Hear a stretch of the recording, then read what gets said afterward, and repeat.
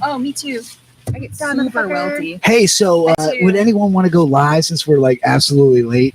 Wait, are we live? We are live, as they say. We are live. As live can be. Killing mosquitoes. Well, welcome to 3, 2, your own. Another episode. Kick us off, proper, John. What's going on, everybody? I'm John Welsh, and I'm the gentleman. And I'm Alex Stanford, and I am the scholar. And this is our live show, the end of summer live show. So we thought, what better way to send off the summer than in front of the pool, with a pool party, with some chickadees and some sticks, and some custom cocktails and some kick-ass giveaways, yo. Yes, and not to lie, that we're already hammed up. We're already hammered up. We're already a little drunk. No, I'm just kidding. Yeah, well, because when you spend 4 or 5 minutes, which are technical difficulties, there's not much to do but drink. So we apologize for that. The delay was due to a slight case of autism, and drunkenness. Mostly autism. But we have it sorted out. So with that being said, let's give a shout out to our sponsors. We have the online magazine, the Preeminent Cigar magazine, the Not Legitimately Cigar Smokers Club, and it is now featuring an extra writer. So we have yours truly doing cigar reviews and other articles if I ever take the time, which I won't, but I really want to because I got some good stuff. But then you have the Lipsticks and Leaves. Yep. She's now a columnist doing reviews, basically saying everything that other guy said was bullshit. That's going to be her review, and she's going to be doing pairings of charcuterie boards. And so if you're like most people, go look up what a charcuterie board is, and then you're like, oh, that's cool. Yeah, actually less cigar reviews and more just pairings. Well, all right. So I'll be focusing on cocktails and appetizers. And our other guest needs no introduction, but I'm going to give one anyway because 7 people saw the other episode. So let's just be real. We've grown a lot since then, okay? But she was one of the last guests that we had before we started doing live shows. And she had said that, if the fans wanted her back, she would love to come back and do a live show. And it just so happened that we got a lot of feedback, mostly from creepy guys, but we didn't tell Farah that. We did not. We did not say that at all. But they were like, bring back the life coach. We really liked her. So we reached out to Farah, and we said, we want to have you on the live show.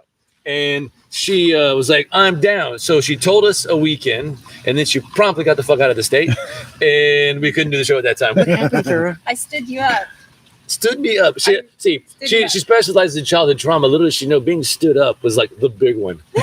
I had more stand-ups than I had dates, which is probably why I became a stand-up comic, because it was funny at that point. And my childhood trauma caused me to run away, which is what I did. I ran away for a week.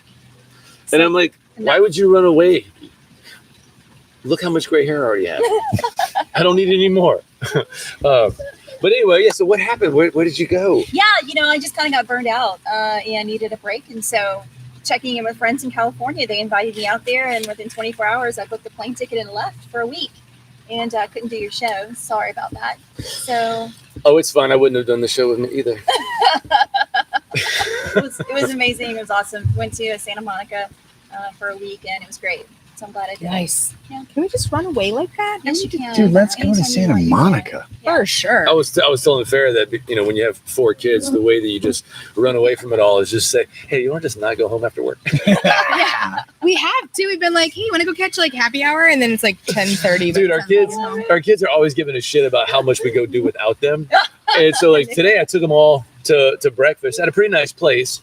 And within 20 minutes of being there, Calvin pushes Connor off of a bench in the hostess area in front of everybody. And then Connor chucks a tomato in Calvin's soup and splatters it everywhere as soon as we sit down. And I'm like, you guys want to know why we do so much shit without you? Because you guys do the dumbest stuff. You never turn it off. That's There's a reason why we're not having you here. Well, it's I'm an only child, right? So when we were leaving the restaurant today, I'm like, is this what having siblings is like? Just constant bitching at each other and fighting. And I'm like, ugh. I don't know why I wanted siblings growing up. That's not exactly right, because we have 3 boys and a girl, but I had 3 sisters. I was the only boy. For me, having siblings was a lot like Auschwitz. Oh, God. I got locked in the closet a lot. Oh. They fucking do that. I'm pretty sure that's not like housewives. So Can just, we so get a just saying. disclaimer? They locked get me in fired the in The a oven. views of closet Alex or do not in in a any way gas represent chamber. my It's not the views same. or the views of literally anybody else on the planet. Did they dress you like a girl too? They did. That was Alex's choice, though. I had to play like Cabbage Patch dolls with them. I had to get my own Cabbage Patch doll to play with them. The boy Cabbage Patch? Yeah, I had a boy, Alberto Ken. That was my Cabbage Patch Alberto doll. Ken. And, Very, like, just a very like, believe me, it was awkward when my best ambiguously buddy came ethnic play, and he was like, "Hey, your sister left the Cabbage Patch doll in your room." And you're like, "No, she didn't." name. That's my Alberto It's Ken. my Cabbage Patch doll. Was your Alberto Ken, was he bald or did he have No, he had the Crochet little hair, yarn afro. Yeah. the yarn afro? Yeah. Yarn. Very, Yeah, very one of those. ambiguously ethnic.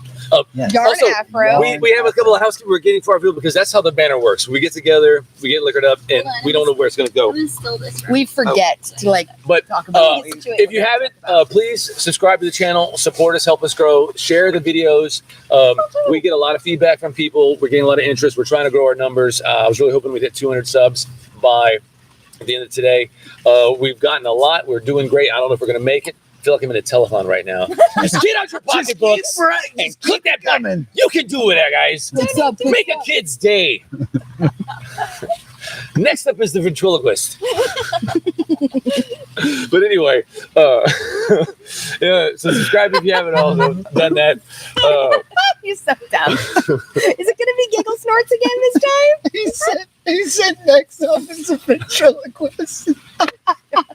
It's going to be Giggle Snorts. Oh my God. See, that's why I keep John around. I don't need a laugh track. For sure. You got like his little giggles and then my snorts and then his Oh my giggles God, that again. was good though. Next up is a ventriloquist. Oh, I gotta remember to hit the buttons. Anyway, all right, so we have to we need to get to the sticks, right? We talked a lot about it. I hope you guys have gotten your own because this is a special cigar. And what's really great about it is not only is it a fantastic stick, but it's affordable. And it has wings. Swings. And it has wings. I don't know. I thought it was a maxi pad. I don't know. But It's a very holds a lot of flavor. But anyway, it's a great cigar. I hope you guys pick it up. You can get it for like $10 for a Gordo, which is fantastic. This is our awesome display. Since we're out here, I don't want to bring one of my humidors. So the featured stick is the Don Pepin Garcia original from my father. It is a full-bodied stick. Don't let the Literally not. there you go. Father. Don't Next let up is the ventriloquist. ostentatious design throw you on this cigar because it is extremely full-bodied. It's too pretty. It's got a lot to it. This is one of those cigars that I call a steak cigar because you will be full when you have it. But what's great, unlike other Maduros, it has this real dessert sweetness to it. More so than an aging room. They're not even listening to you. They have I their am own listening. Are you filleting the cigar? I was. They have their own show over there. I was just like, and then it's presented by going. Also, next giveaway, John. Who wants him? 'Cause we don't. There you go. Free to home. Free to go Oh home. my God. No, just a home. You also know this cigar is amazing because it's got a blue ribbon. Anyone who takes the time to put an extra ribbon on the bottom, they're saying this is a fancy stick. Blue. So Abigail, So it's just like Best in Show. Abigail just told me that Cindy's, the little porn store, has 75% off of all the costumes. They should be a sponsor. Interesting. All right, next live show concept. BDSM edition. Hey, seriously though, the smell on this is like going to the zoo. You need me to cut it for you? Yes, please. Usually it smells really shitty though. No, this is like going to the zoo. It smells. You're right. Okay, so See, isn't that the crazy part? Is like you're like, oh my God, you're so. Well, actually, you're right. it does. It has that like. What I love about cigar reviews is they'll mention a flavor note that in any other setting would be a bad thing. Yeah. You know, but they're like, so partway through the first year, this lovely ammonia note comes out. Like, what? I've never paired that adjective with ammonia. Horse peed You know, on. It's like hay in when the my stall. cat, my cat is too old. He's got an 8 appointment times. with Dr. Kevorkian like in a week. He just pees wherever. I've never come home and be like, well, the cat peed somewhere and it's lovely. That is a lovely. I like the ammonia finish on this. On this hay. All right, let's When light it's these gonna puppies up. smoke So, it so the dry pull, guys, we gotta get to our little ritual here. Very cocoa-y. Alex really likes to just. I'll just work on it. It doesn't taste bad. He does. But there is Look at almost his this cheek muscles. like musky perfume note right on the very back end of it. Very nice. Okay. And we need to have a snort count. Anybody watching at home, keep track of the snorts. At the end of the episode, tell us. Or maybe we'll guess, and we'll see how close we get. If we get close, I think we're at 3 right now. I'm sorry. It's gonna be a lot more than that. Unfortunately, I don't snort. Not really, no. All right. Okay. Yeah, now puff it. There you go. Beautiful. All right. Oh, and one thing John and I were discussing, if you guys want to, just to keep the show spicy, Woo, this is nice. Spicy. comment an accent, and I'll do it for you guys. Oh no. No, please don't. Let's see. Like, Please please. don't. Right now, I want to hear him do a Swahili. So if you guys do that, that'd be great. Hello. A Swahili? That's easy. Boom. No, that's not the accent. I'm not fluent. There That's you go. not the There accent. you go. Click. He goes boom. He's like, you don't. I believe the other one is You're so brave. the Three Stooges were big in Swahili. All right, I'm gonna light mine. Okay, let's start with Farah. Yes. So the last stick we had when you were on the show was the Julius Caesar yes. by J.C. Newman, which was it's an Damn. amazing stick.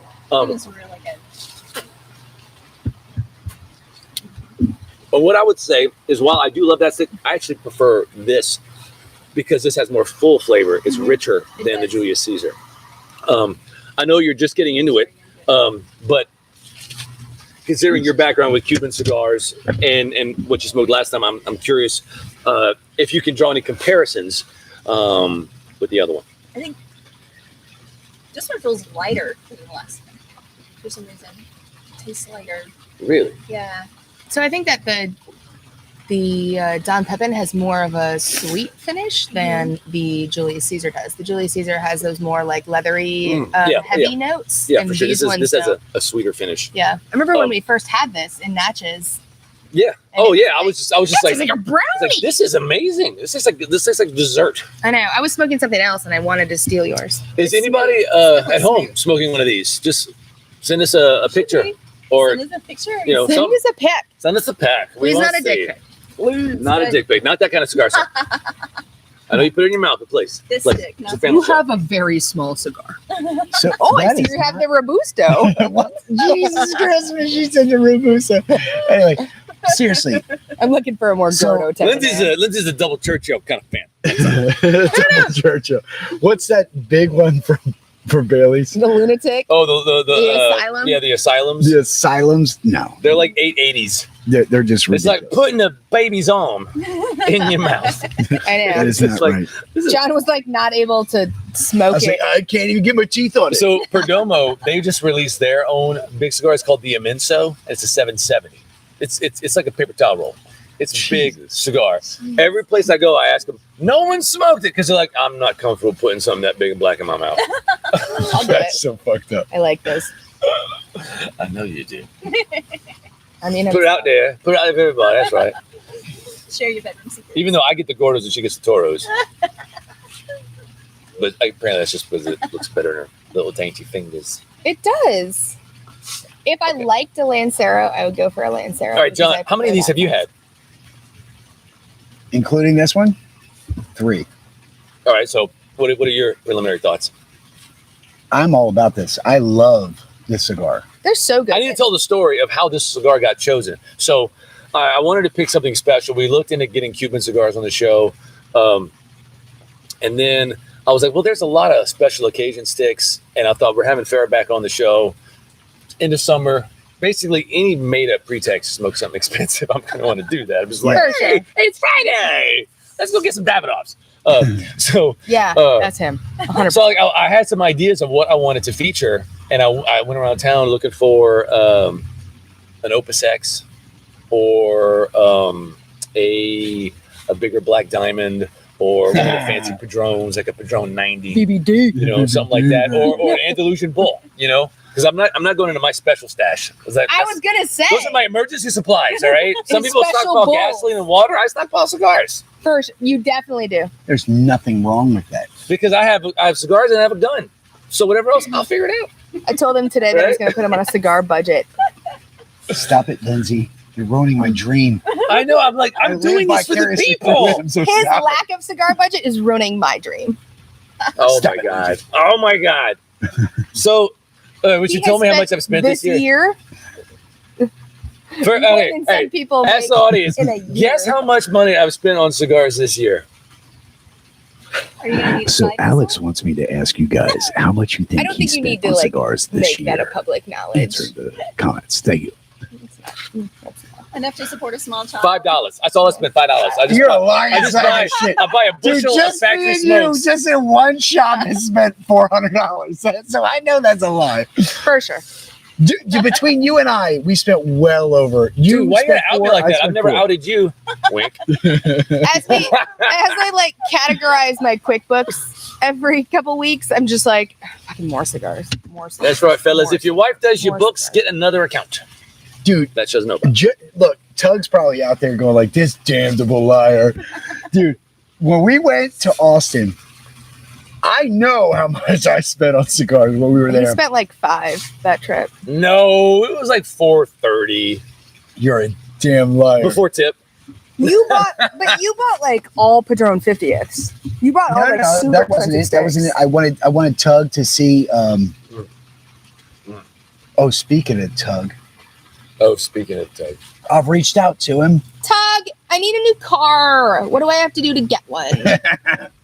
Just talk to him. I mean, I can do that. No, but dead ass here. So Deadass. I reached out to him Real talk. through my real contacts. Deadass. You reached out to your brother using your contacts? You used contacts to talk to him? To Tim for my brother. Oh shit! Wait, I'm not supposed to say this on air. John's fun. Tim's going to be calling Tug on the birthday party. Oh God. Tim. He should. Tim McGraw Oh, is going to my be calling Tug for his. That's my birthday present. Hey, fuck you, dude. That's your birthday present. I went out of my way to make a phone call. wait. Were you intending to keep that as a secret? Yeah, it was. I just. Wow. You're so bad at that. Wow, you were so bad at keeping secrets. I can imagine, Literally like, terrible. you So, I mean, I coming need to home to take your another wife drink. after you've had an affair. Like, how's your day, hon? Pretty good affair. I mean, I had an I reckon. It was this big. I mean, this is crazy. I wrecked it. I mean, I don't know what it is about my friends being horrible at keeping things. So you can't keep anything a secret. No, I did. he's probably not even watching. He makes too much money. And then my buddy Bo, we're in New Orleans, and our wives are working at a wedding. yeah. And- the most.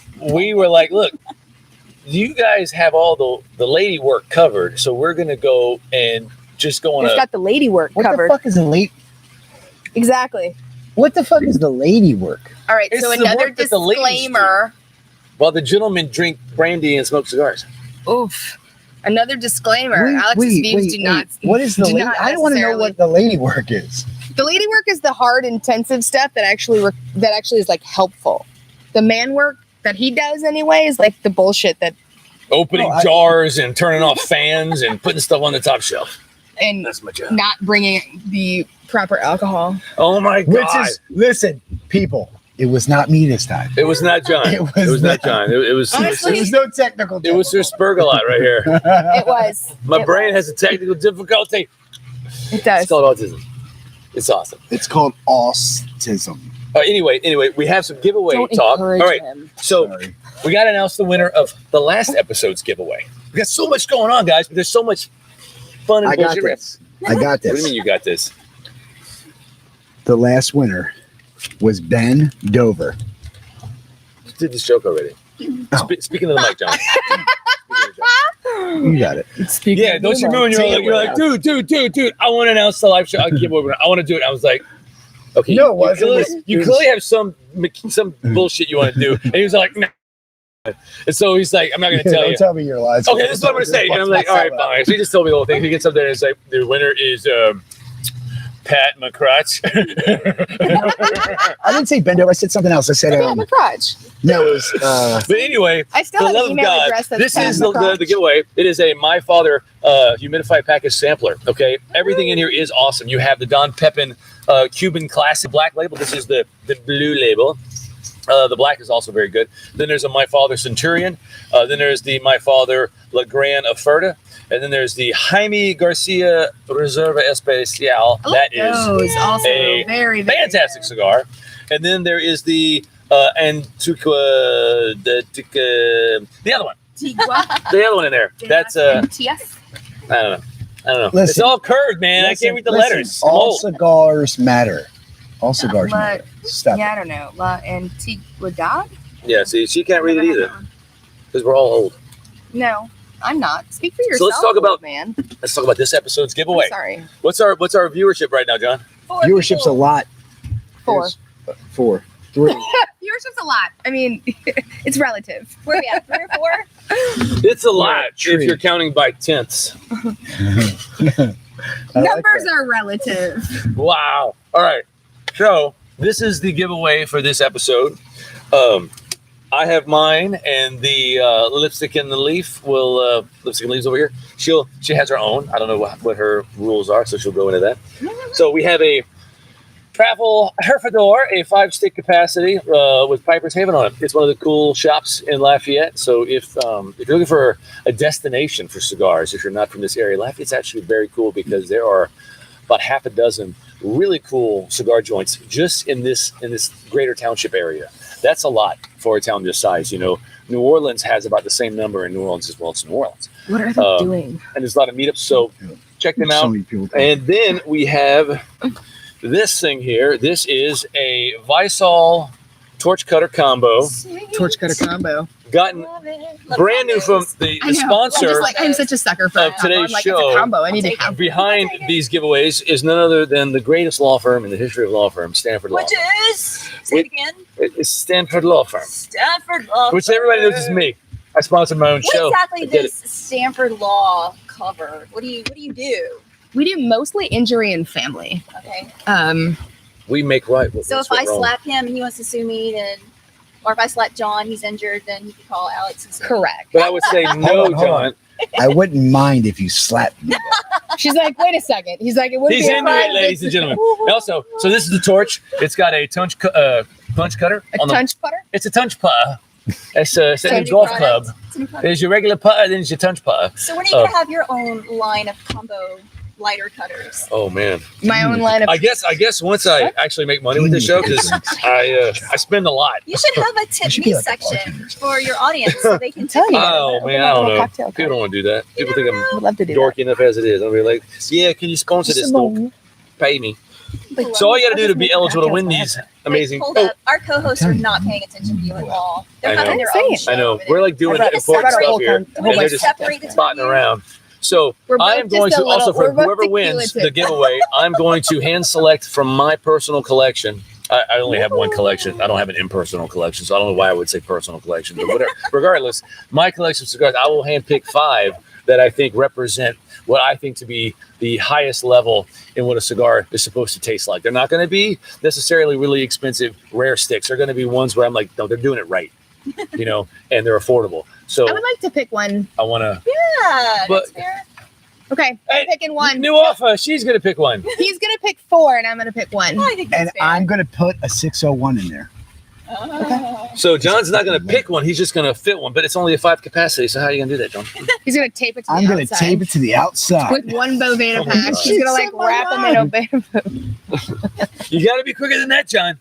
You're getting slow in your old age. All right, so let me go over my giveaway. Okay, so since I've been focusing on cocktail pairings lately, Oh my God, I heard the wrong thing. I know. I didn't hear the tail Since I've part. All I heard was cock. I was All like, heard was oh, cock. I was like, okay. Oh, You're can gonna of make- test. Freudian slip, okay. Anyway, I've been focusing on cocktail pairings lately. I chose a pairing. Not pairing cocks. Let's just docking. let's just get that under control right there. All right. So I chose 2 different cocktails tonight. I chose because we were doing end of summer, I wanted something a little bit light and fresh. For Farah and I chose a dark and stormy. It is dark rum, ginger beer, and lime. Super refreshing. Rum makes me super giggly too, as I'm sure you've noticed. Makes me sleepy. And I chose for Really? today Oh, man. buttery nipples.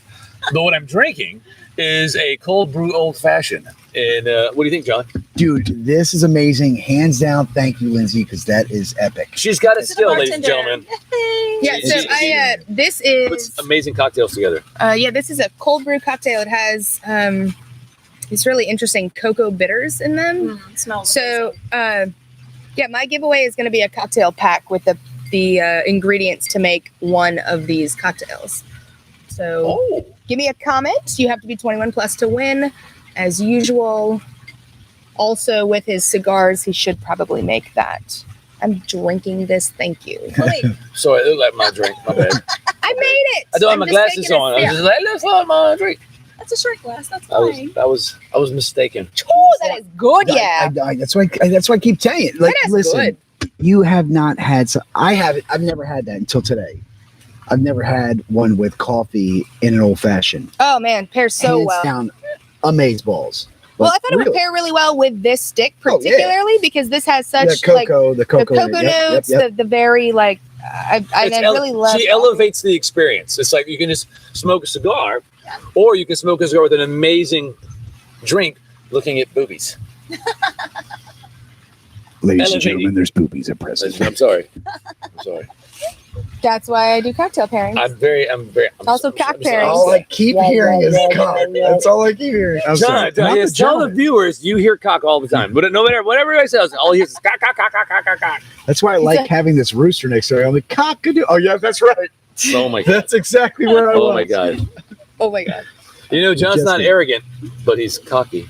Oh Jesus Christ. Okay, moving on. All right, so who has retrohaled this bad boy? Let's hear some. Not yet, not yet. Not yet. I haven't. I'm I waiting. I'm waiting for it to actually kind of get ready. Oh, yes. I already have. It's amazing. Okay, so No, like I mean, don't I'm sorry, love go ahead. retrohaling in like Yeah, in yeah, that yeah. first inch I'm with or you. so. I'm with you. I gotta back it up a little bit. I like to wait until the flavors kind of like figure out their complexity Yep. and then do And it. then you do it. Mhm. I'm with her. Sorry, I Mariah. make no apologies for the way God made me. I don't. We're very I aware. don't. I'm just like, Very aware. I'm gonna retrohale it whenever I goddamn want, and then I'll wait for it to get good, and then I'll do it again. And then he'd So- be like, "Oh wait, that one was Have shitty." you retrohale at all? She's like, "I don't even know what that is."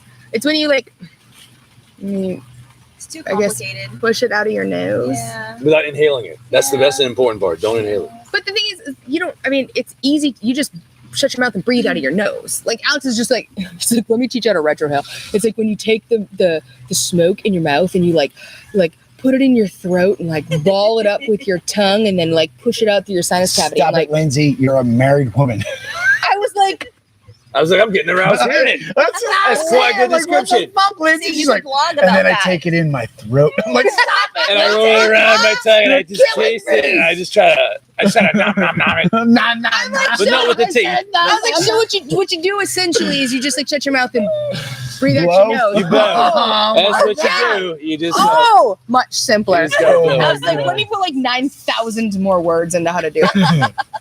Oh my god. Like, I love you He guys writes so much. poetry out of it. Fucking Christ. There's so many times where we're like having to communicate because of our neurodiversities. We have difficult This times. this doesn't communicating. have the. This is only a 91. especially when rating, he interrupts the shit out of me all the time. But I think this is way better than the Bijou. What do you think?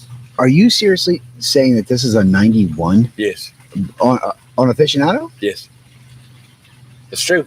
I would agree with that. You wouldn't? I would agree. Where with would you put it? Yeah. John's like No. 24. Sounds good. I'd put it like No, a no. million. I'd put it like 105. John either is like 25 or 150.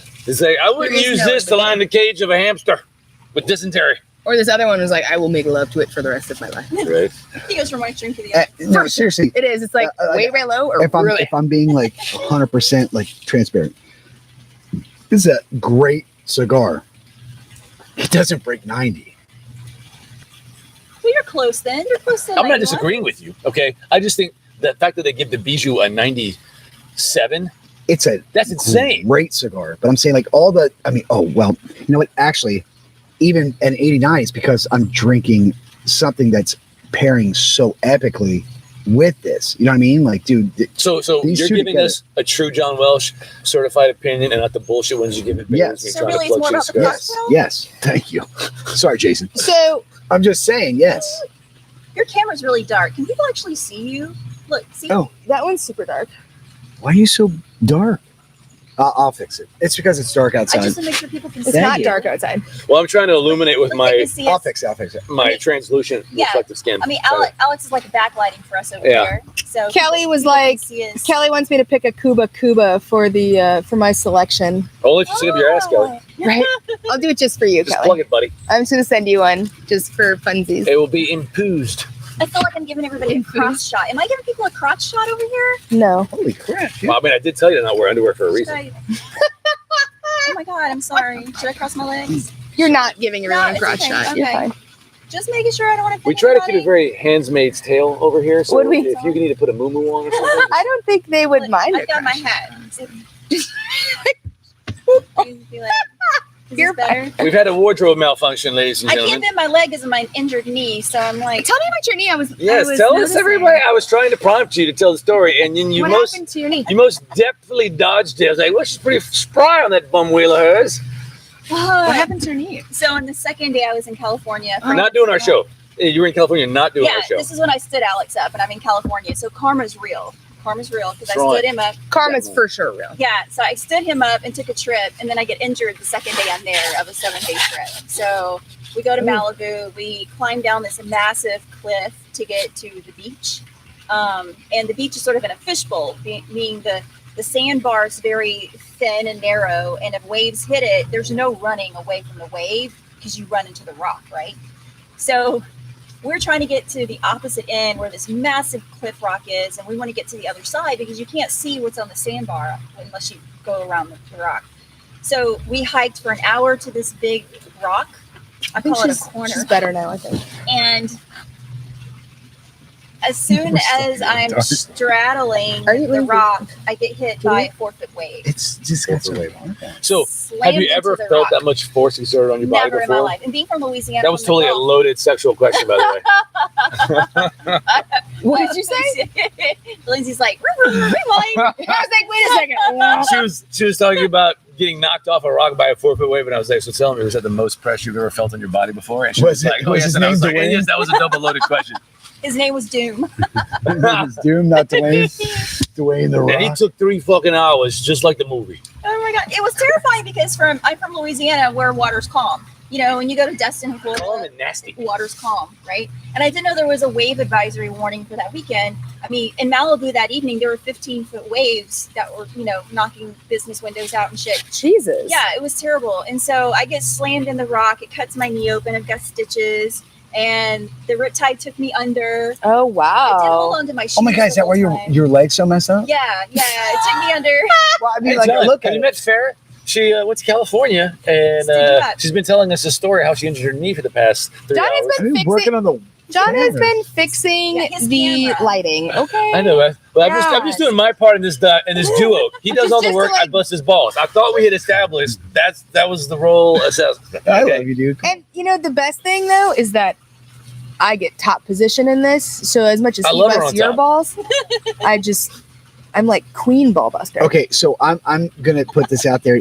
I'm not gonna say the viewer who privately messaged me, but he was like, "Who was that girl in the last video?" And I was like, "What girl?" I'm like, "Oh, you mean Alex's wife?" He goes, "Oh my god, I'm so sorry." I said, why are you sorry?" And he was like, "Because I was staring at her boobs the whole time." That's kind of the I was point. like, Me too, buddy. It's all right. I was It like, should be I think gentlemen and everyone did. Everybody stares at him. It's That's fine. why she's a lady. It's not like a I'm cross really- to a vampire. It's kind of the opposite. I'm okay with it. If there was like a necklace made out of blood, that's probably what I'm it'd not be like. bullshitting either. Like, we had like a 45-minute thing about like, please apologize to Alex. I swear I didn't know that was his wife. I was like, dude, it's okay. You I'm pretty son sure of a he's okay with bitch. it.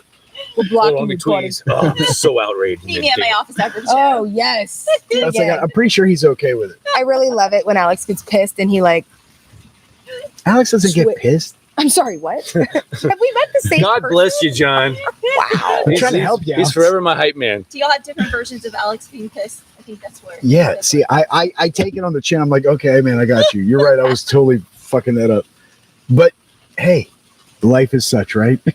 And Lindsay's like, fuck you, Alex. Fuck. No. I like you. You're cool. You're cool. Fuck you, Alex. Fuck you out. I don't. Usually I'm just like, yeah, I fucked that up. I like him saucy. What can I say? Whatever. He says that, but then like when I am saucy, he's Oh, just like, you don't have to be whatever. so saucy all Why the are time. you so saucy? Why are you being a bitch? No, the worst part Oh is, shit! I'm sorry. is saucy I said- wives make saucier I said- daughters, and that's scary. Because Esme is a saucy little girl. How old is she now? 5. She's 5. Alex is She's 5. terrified I'm of her. scared of You her. should be. Yeah. He's 1000% terrified of I her. got a joke about it. That's really a coping mechanism, so don't cry. Yeah, because she'll walk in the room and she'll be like, hey, Dad. And he's like, yeah. If I laugh about it, it's like it's okay. But you're crying inside. Yeah, Why yeah. my girl Like looking at legit, me? when I have to deal with her, I'm just like, I feel like I'm trying to assemble a piece of machinery with language instructions from Chinese or something, and I'm just like, I don't know what I'm doing. It's like putting together IKEA. All the furniture. things that like Yes. look like it should work, Yes.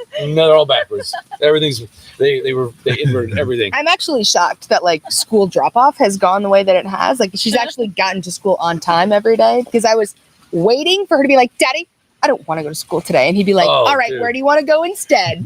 We're going to the mall. We're gonna buy you a bunch of toys. Don't I'm be like, mad at me. I will find you a pony and buy it or steal it. I don't care. You should Stop. take her to the courthouse and let her be the bailiff Dude, for the day. So I got to So take her to good. school in the Let's get morning, out. and Sit she had your a rough ass down. transition going to school. She hated it. Every day she would just tell me how much she was not going to enjoy being in that place. And then she was like, "And don't take so long to pick me up, okay?" Because like we work, so school gets out and there's aftercare, so we pick her up during aftercare. That's no bueno for Queen Esme. She was like, Oh. she's Don't like, take so long I to get out pick of school me at up 3:30. today." I expect you promptly at 3:30 to pick me up, and we're gonna go to McDonald's after some chicken nuggets. And I'm like, "Yes, ma'am." I But- know. Last Friday, I was like, okay, I told her he had to go pick her up last Friday after school. And I was like, okay, I told her I was going to bring her to McDonald's to get chicken nuggets after school. So you need to make sure that you do that because she will not forget. He was just So like, I okay. was not forgetting that. She gets in the car, Daddy, we need chicken nuggets. She don't let me forget. So we got her chicken nuggets. But- Although this week at school has been pretty good. But anyway, the point of my Sorry. story was that I drive her to school, and then when we get there, you have to put all your crap, which plays your Kindle on the way there. So just put everything away, stick your mask out, put it on, and then get out because they like open the door for you. They're like, move And it, then move it. you like So, punt the ass Yeah, out of the car. you act like our kids don't go to the same fucking school.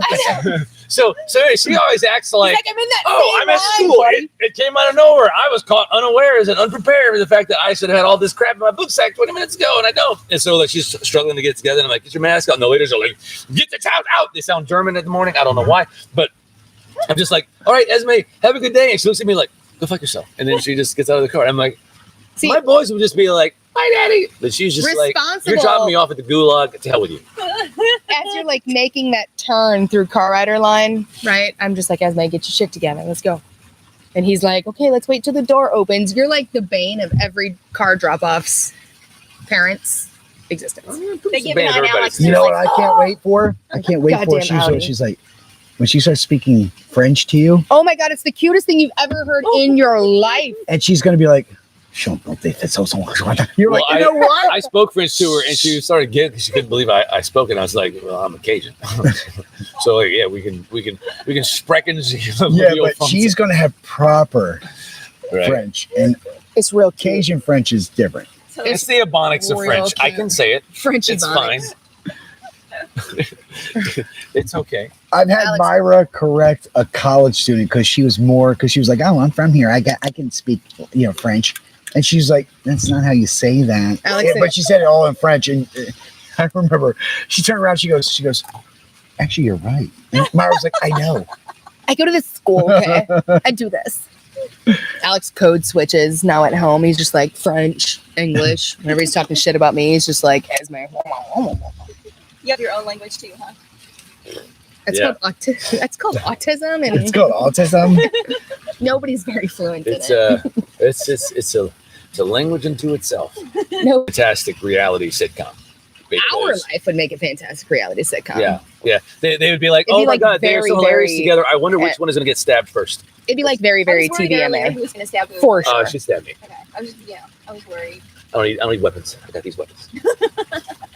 I wouldn't be able to stab you. It First should of all, be your like arms are like a foot longer than mine, so you would be able. Man, to I got to tell you, nothing like being 6.5 feet tall to protect yourself against could- little It's ones. honestly the worst because Just he'll like like- just put his hand against my head, Yeah. and he's She's just like, "Stay back," and I'm And like, I'm like, hang up "Oh, there, it makes me Scrappy Doo." so mad. Is that what you do to your kids? Wait. You hold their head and they're like, You're telling me No, he I goes just full checked. evangelist on you? He goes, I say, Jesus I is do- coming I for go, you. demons gone. She's like, I hate when you do that. I was like, stop it, Satan. Oh my god, if you did that, holy shit! But, She okay. would stab me. So For sure. I have to cut For away to sure. the cigar. Cut away. Listen, so I just retrohaled. It was like taking back it was like a take back to my childhood. Remember When that? you used to smoke nice cigars with the kids behind the barn? now are you down to No, that was our last guest. I was They just messed Oh my around, God. okay? Oh my God. He wants They to were come just back on the messing show. around. Spencer, love you, buddy. we love you, buddy. They were just messing around Yeah, they were behind just the bar behind the bar. with They're just cigars. messing around with their penises. They were just docking behind the bar. They were It's just fine. docking. Oh, But no, hold on, Okay. real quick. okay. Good. Okay, so when you retrohale, it brings that back, that first moment of when you're like, you tried your uncle's cigar or whatever, and you're like, oh, this is and then you accidentally breathe it through your nose. This is that. Is that good or bad? That's a good. It's a memory for me. So I draw all my my relationship to a cigar to a memory. Yeah. That's So great. I take all my stuff, and for me, that's a great memory. Oh, So I would take that. Funny back. thing, speaking of I love those that. memories, right? I was smoking a vinegar cream the other day at work, and What? By one of my favorite Connecticut's. yeah, right. First Very cigar we ever reviewed Yeah. on Love it. GNS. Yeah. So- Back when we were mustacheless men. Yeah. Well, John was never a mustache. No, I was always a bearded. Anyway, so I was Clam. smoking one of dragon. those, and Connecticut's have a very like fresh hay, grassy quality to them. Like, please. It reminded me so much of Here, I'll help you. we had horses growing up, and we had this big like hay part of our You're talking about you when you were up north, right? Okay. my dad raised horses. You're good. You're good. Thank you. Well, that was But close he to would my like face. we would Yeah, load got my hay, right? fingers, We'd get too. like a big bale load of Well, bales, one of them. and he would throw them up, But one out of and two you'd ain't have to bad. stack them. But it was just like that like passing smell public of like that sort of like sweet alfalfa hay, and I was just like immediately transported back to being like 6 years old on top of the. See, she does it too. I do. No, I did the same thing because my grandfather, he was a pipe tobacco guy, and I just Oh, I remember love like I pipe stole one of tobacco. his pipes and then smoked weed out of it in high school because I was This maladjusted. guy. You know how many kids at home right now are going to be smoking weed out of a pipe? I Oh, also yeah. did that, but Probably already a bunch. I don't my think we're blowing Head anybody's shops, mind here. head shops are not just for pipe tobacco. Everybody watching's like, oh yeah.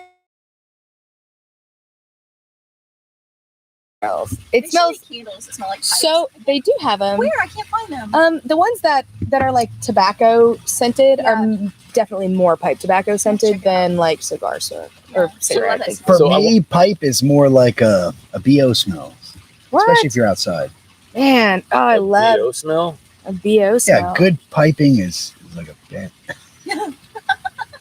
Farrah's the only one who got Okay, my joke. Okay, it's just. Can we I'm edit just very that out? concerned about your uncle because these associations very. He very was concerning. he was a priest in. He was a priest and we messed around a lot, okay? He was like, "Give me this pipe, we can mess around. Let's go." Oh my god! So I want to tell this story. You mentioned docking a few times because Yeah. you talk about Yes, dicks all the time. always. I'm always Uh, talking Can't about wait to hear what this story is. So Let's we hear were playing one, this buddy. game called Do or Drink Oh, at our God. friend Abby's house, Oh, and it's this adult card game. I swear to God, that is if I hear anything great about you and Bo talking, I don't. I do not want to hear it, buddy. All right, fast John, we're forward to gonna another break some story. ground here, buddy. So one of the card that I pulled, it said call a family member up and explain docking to them. So I'm like, well, Connor. that's gonna be Connor would be like, duh, I already that's knew gonna that. be pretty Knew it, easy. Dad. I already did that. I didn't want to We did call my it already. sons because I didn't want to deal with them already knowing about it. Because then that raises they a lot like of questions obviously I don't did. want to have to worry about. So I was like, I can't really call my parents because I don't talk to them anymore. And out of my 3 sisters, I only talk to one of them. So, and I'm talking to my cousins. I'm like, well, I guess I'm calling my sister, who is a classic literature expert, who has these seminars that she does. And every day she posts about how, like, you ever want to just have sex with a book? I do all the time. I love literature. I'm just trying to convey her obsession with. I need to meet you now. I'm just saying. She's real cool. She's like me, but she is lady parts. Honestly, she is A lot like me. a female Alex. Like, not joking. Yeah. Like when we start talking, people watching are just like, it's like I see them, but they're not there. They're way ahead of us. I have such a very 10 moves ahead of Okay, so Angelina also has autism, and she was integral in getting Alex to get diagnosed and stuff like that. So she has so much more experience with autism than oftentimes when I have questions about autism, I go to her because she just. The point of the story is my sister, who's this classical literature expert. I love it when he interrupts me as much as he does. It makes me like he's just like, she might stab me. I'm like, I'm gonna stab you. Well, hold on. Let's be fair though. His brain is moving 10 times faster than ours, and so he has that movement out of it. That he's just like, I have to transition. My lawyer, fucking ladies and gentlemen, John Welsh. Except I have ADHD though, and so being able to track like 9,000 different things is not super easy. Sorry. Anyway, she didn't know what docking was. That was it. I knew a word she didn't know. She didn't know what docking So was, I had to explain it to her. I had to explain it. And that was she was just awesome. like, And I explained it using the most terse medical anatomical language. She appreciated I think the best part was when you called her and it went to voicemail, and then she called back like 10 minutes later, and you're like, wait, let me explain to you what docking is. You're like, hey sis, and she's like, what's up? Because you never call me. Well, you know, we don't have that kind of relationship, right? Way to, call me out like that. It's fine. It's fine. She just laughed, and then we had like a bunch of Legends margaritas by that point. Oh, we had like 2 gallons. Hold on. Yeah. I can trump all that stuff. So He I got actually did the docking. listen. I got a He phone call. did dock a dead armadillo. No, Oh my God. I wish they're too small though. What the fuck? What the hell? Listen, I'm just kidding. I'm kidding. But seriously, I did get a phone call today, and I'm busting you out. I don't care. If Are you don't saying like it. names? Oh, I'm totally dropping names. So I get a phone call from my brother, his Way to go, girlfriend, Tug. and my mother, and they're like, "Well, Okay, you need to I'm tell it in just your mom's voice. I'm Say sorry." So my mom's like, "Tell everybody," and I was like, "Tell everybody what? About how your dick is crooked." I said, I "Hold love your on, what mother. is happening here?" And my brother jumps on the phone. He goes, "Hey, listen. So mom was saying we were in this conversation, and somehow we were talking about dicks, and she said, 'Well, your brother's dick is really crooked.'" And I was like, "What? How did this come out? Like, how did I become a part of the conversation?" So that's what happens with privilege? Kelly So I just guess called you a power bottom. Oh, I wouldn't agree with that. I think he's a power top. But okay. Long story short, Would you know from I- experience?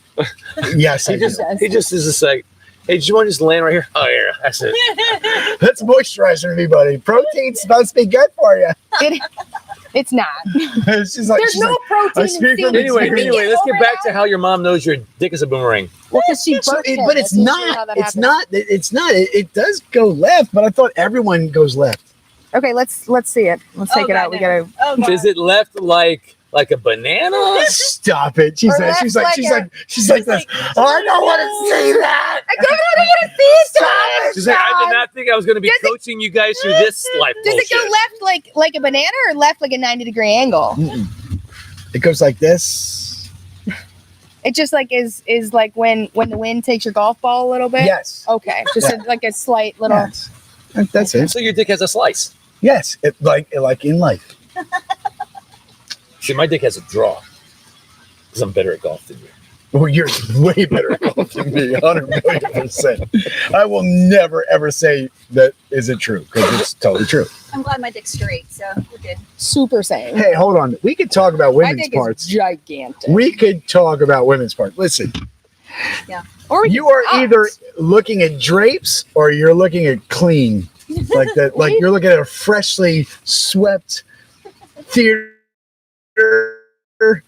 or you're looking at the drapes trying to get through the curtains. You know what I mean? Come on, let's all be honest. John, your use of metaphor is just terrible. You're just all over the dude, place. I told you I'm not as articulate.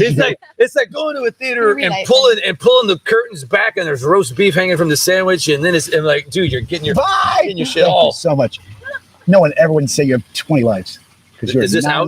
You like story? That's why I gave it to you. That's yes. what I do. I keep the sticks hot. Don't let So anybody you don't like my else. metaphor of the roast beef with the curtains instead of roast beef? Can we stick with one metaphor? Yeah, let's go with the first one. The curtains or the It's like a little roast beef? confusing, Curtains. you know. Your But metaphors, sometimes your parting metaphors are like your dick. They just take a curve right at the end. They just kind of throw you But off. There you sometimes go. parting the curtains is like a nice little surprise. Well, the next time you Right? go You're get just your like, private "Ooh, waxed nice." by a stranger with what?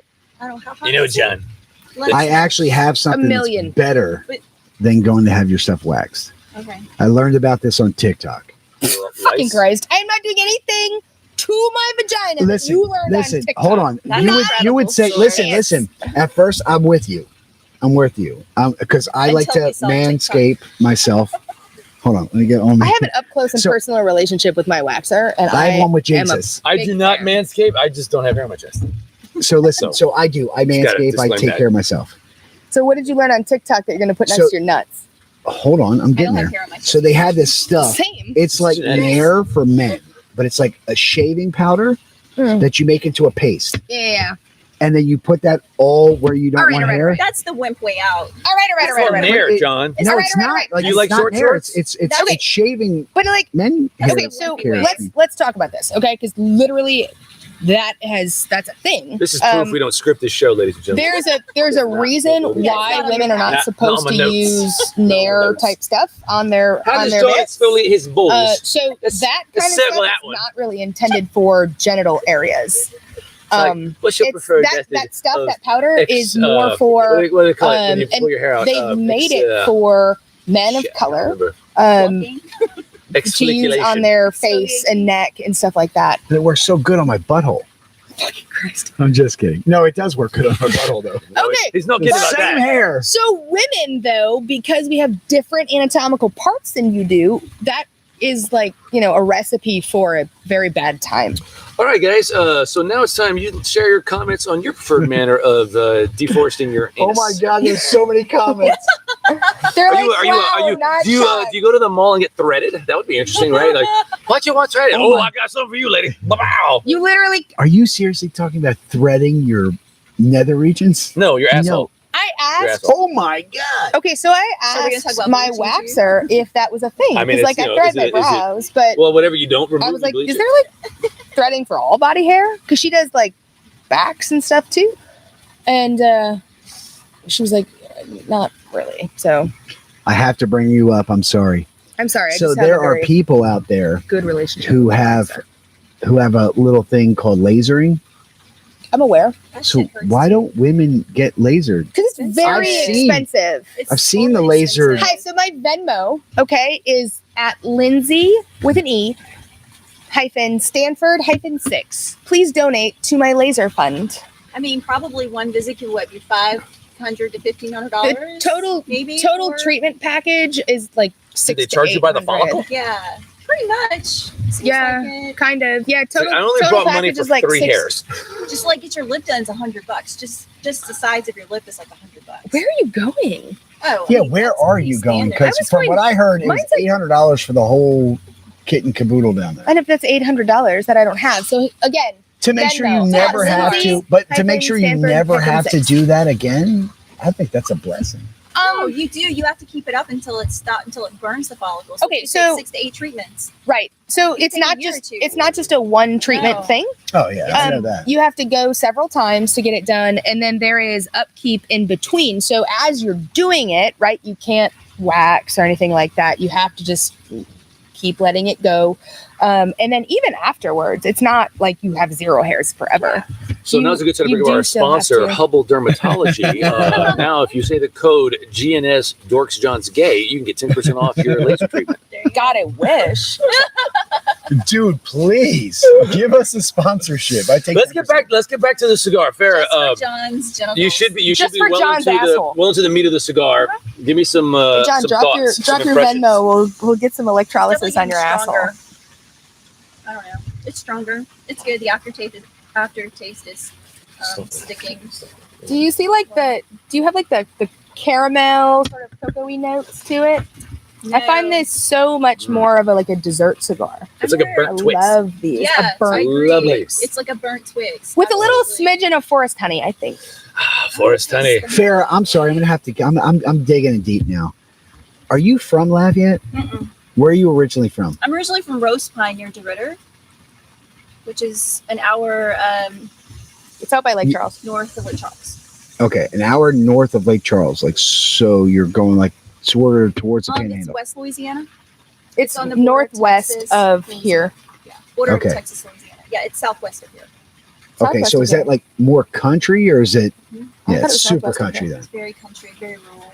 So are there girls there who actually find tractors sexy? That's why that's where I'm going. Who actually find what thing? Tractor sexy? Oof. Oh yeah, absolutely. John's like, I need to find me a girl that thinks my tractor is sexy. Yeah. First off, Dude, don't I ever have knew a one tractor, woman never who will. dated I'm like, a do my tractor. grass, She was so please. attracted to it, and when Yeah. they broke up, she sent it a John Deere letter. Oh God. But I'm being Can we nice. put it in That was the- timeout? that was Mute the his only. mic. That was that so was the bad. only dad joke I'm not gonna laugh at, Okay, mute his mic. dude. Honestly, we're gonna put you on Come timeout. on, that was a good one, you guys. Give him some credit here. No, Yeah, I'm not going on that. Man, Dad jokes are I've never had a abusive. joke not get something from John, and he's His just like, dad jokes Not are on that one. abusive. wow. He's not into tractors, I guess, or maybe Okay. he is, and he's offended by that. I know he maybe had a bad tractor breakup, and I'm just taking the scab off of old wounds. He don't probably know. is still a little bit in the Childhood closet about his trauma. love of tractors. You He's want in to know the truth? denial. You did tell me you tried to fillet a tractor by sucking on the tailpipe, but I was And like, it how didn't was it? work. And he was like, exhausting. Exhausting. It Oh, was too okay, much. that was funny. That It was, was too much for. I mean, not enough to laugh. Okay, so that one was better. I That don't was know what's way going better, on. I way like how it's better, just way like- better. I mean, there's no laugh, but that was funny. That was good. True, I'm petrified of tractors. So when I was Why? a child, because when I was a child, Oh, he did have a bad we tractor were building experience. a fort. Look, anyone in Delaware, you guys are gonna know the story. You build a fort? We In were building a Delaware? fort in some guy's property, but it was so far back in his property, like we were in the woods. This dude took a assault rifle and popped us. Pow, he said, "Get out of here, whippersnappers!" And pow, he Get off my lawn! Was your neighbor Clint Me? Eastwood? no. But listen, You're like, I I was the only one to get hit, and I got hit in the Amazing, back. That shit burned. Like I was like, no, I'm gonna be the. I'll take a hit, and like an idiot. Boom! I get hit. I had a banana seat bike, so they already made fun of me because of that. But after I got shot with the little fucking rifle thing, when I say it burns for like days. The kids were like, Calvin shot Connor like point It blank in fucking the burns. chest. Connor was just like, "Ow, they're so bad." Yes. But Calvin was using like coarse grain, My kids are like really kosher smart. stuff. I was like, "Oh, it's like So they throwing razor protect the blades country. at him, I needed to tell smattering you, on his chest." He's don't like, "It burns shoot so each other in the bad." face with a gun. It was But in that shit case I needed to, sprays. that's my bad. When I got hit, That's my man, bad. it hurt. So I remember while we're on since the I was a kid. subject of other rules I may have overlooked Did he- telling you, What does that have to do with the if tractor? you have to go to the Did he roll- bathroom, if you Of course he did. Moral of the story: he rolled up on a tractor Yeah. And then shot She John just with a has. salt gun. and shot me with a salt gun. So fuck him. talk another reason why we're back on the show. We don't have to. We're doing. Stop it, Farrah. Do you know how many people literally DM'd us to go like, "Who was that, and why was she wearing those frayed shirts? We needed to see more of Farrah." And I was like, "No. Follow her. She's a life Frayed coach. shirts? She's amazing." I don't know. I didn't say it. The guys said it. Afraid shirts. Everyone was attracted to you, though. Oh, All right, so There are a lot of DMs. it was Or who the was that? Several guys need definite coaching in their bedroom skills. I'm like, I don't think that's what she does. I don't. Yeah, I was like, that's Like, not I the need- You kind gotta of tilt your hips more, son. More, son. Come on. Oh, I feel like it. Nah, nobody's in the. So, movie are you coach single, man in the bedroom Farrah? anymore? I'm not the only guy who's asking. I am happily single and divorced. There we go. She's So in there a you go, quite guys. good Don't monogamous ask me again. relationship with herself. I am. So don't DM me because I won't go out with you. I'm not. There we interested in go. right now. See, so stop I am DMing. fully GS. 1000% single and super happy about it. Super happy about. Also, She's committed to please- herself. Also, please stop DMing. There's nothing wrong with that. Jesus. No, man. I like doing all sorts of things with myself. Aloneness is a super. I'm proud of it. It is. Yeah. For sure.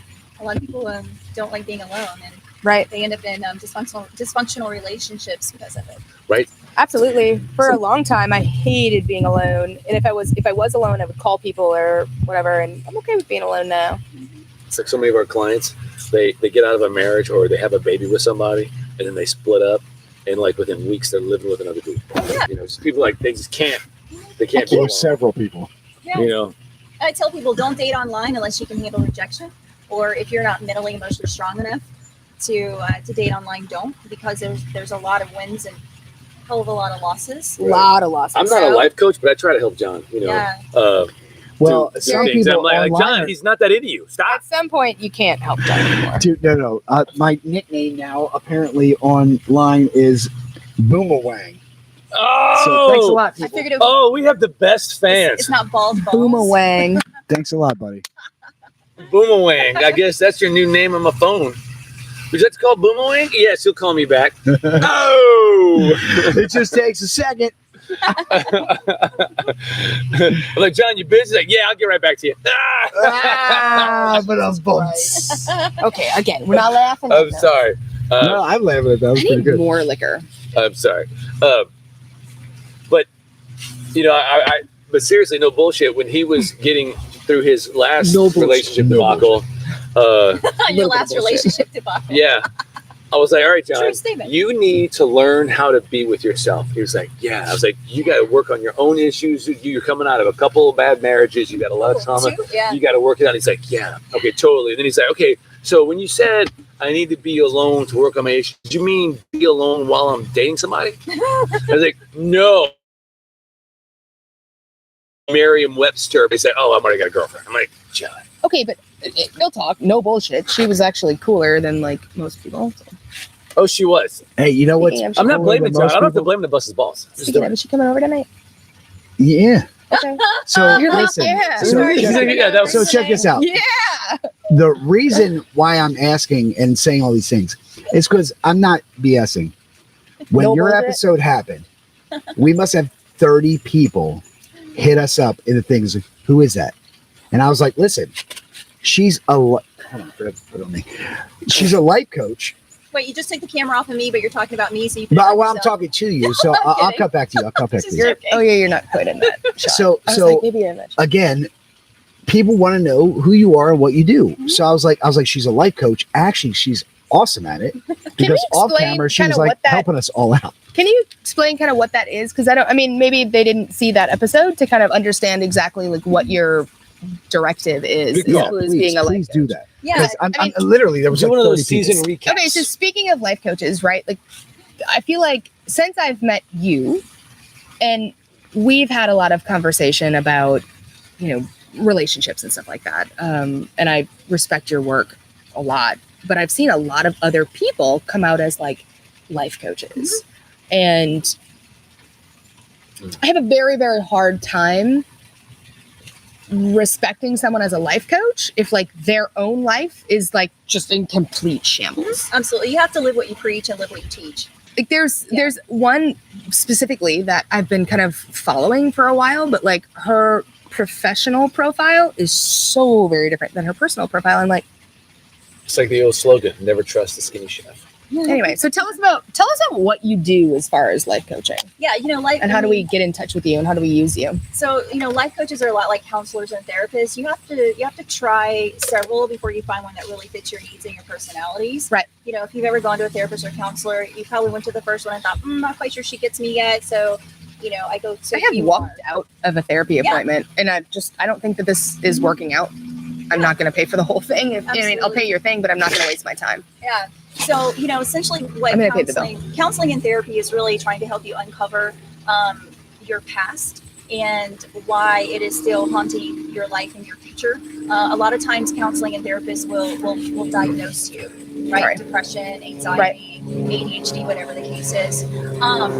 With life coaching, we actually help you uncover how you're feeling in the moment, but yet we help you build a strategy moving forward for a more healthy mindset in the future. Interesting. So if you come to me and you're just like, look, I've had dysfunctional relationships my entire life, and my counselor says I have anxious attachment disorder, and she told me to read a book, and I'm practicing, you know, all of the exercises in the book, but I still can't quite get these routines into my daily habit. I mean, I'm still resorting back to negative behaviors. I'm still resorting back to dysfunctional relationships, like what's going on.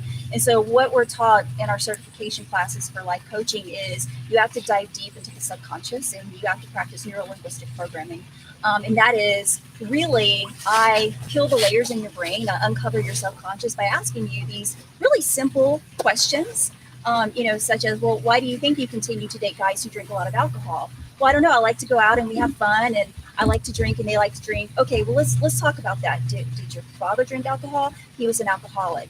Okay, well, we need to talk about how that impacted you as you were growing up and how it's impacting your relationships now. And that's how you feel safe. I love see the aha moment. They're like, oh yeah, absolutely. I'm dating my dad who was abusive, who's an alcoholic.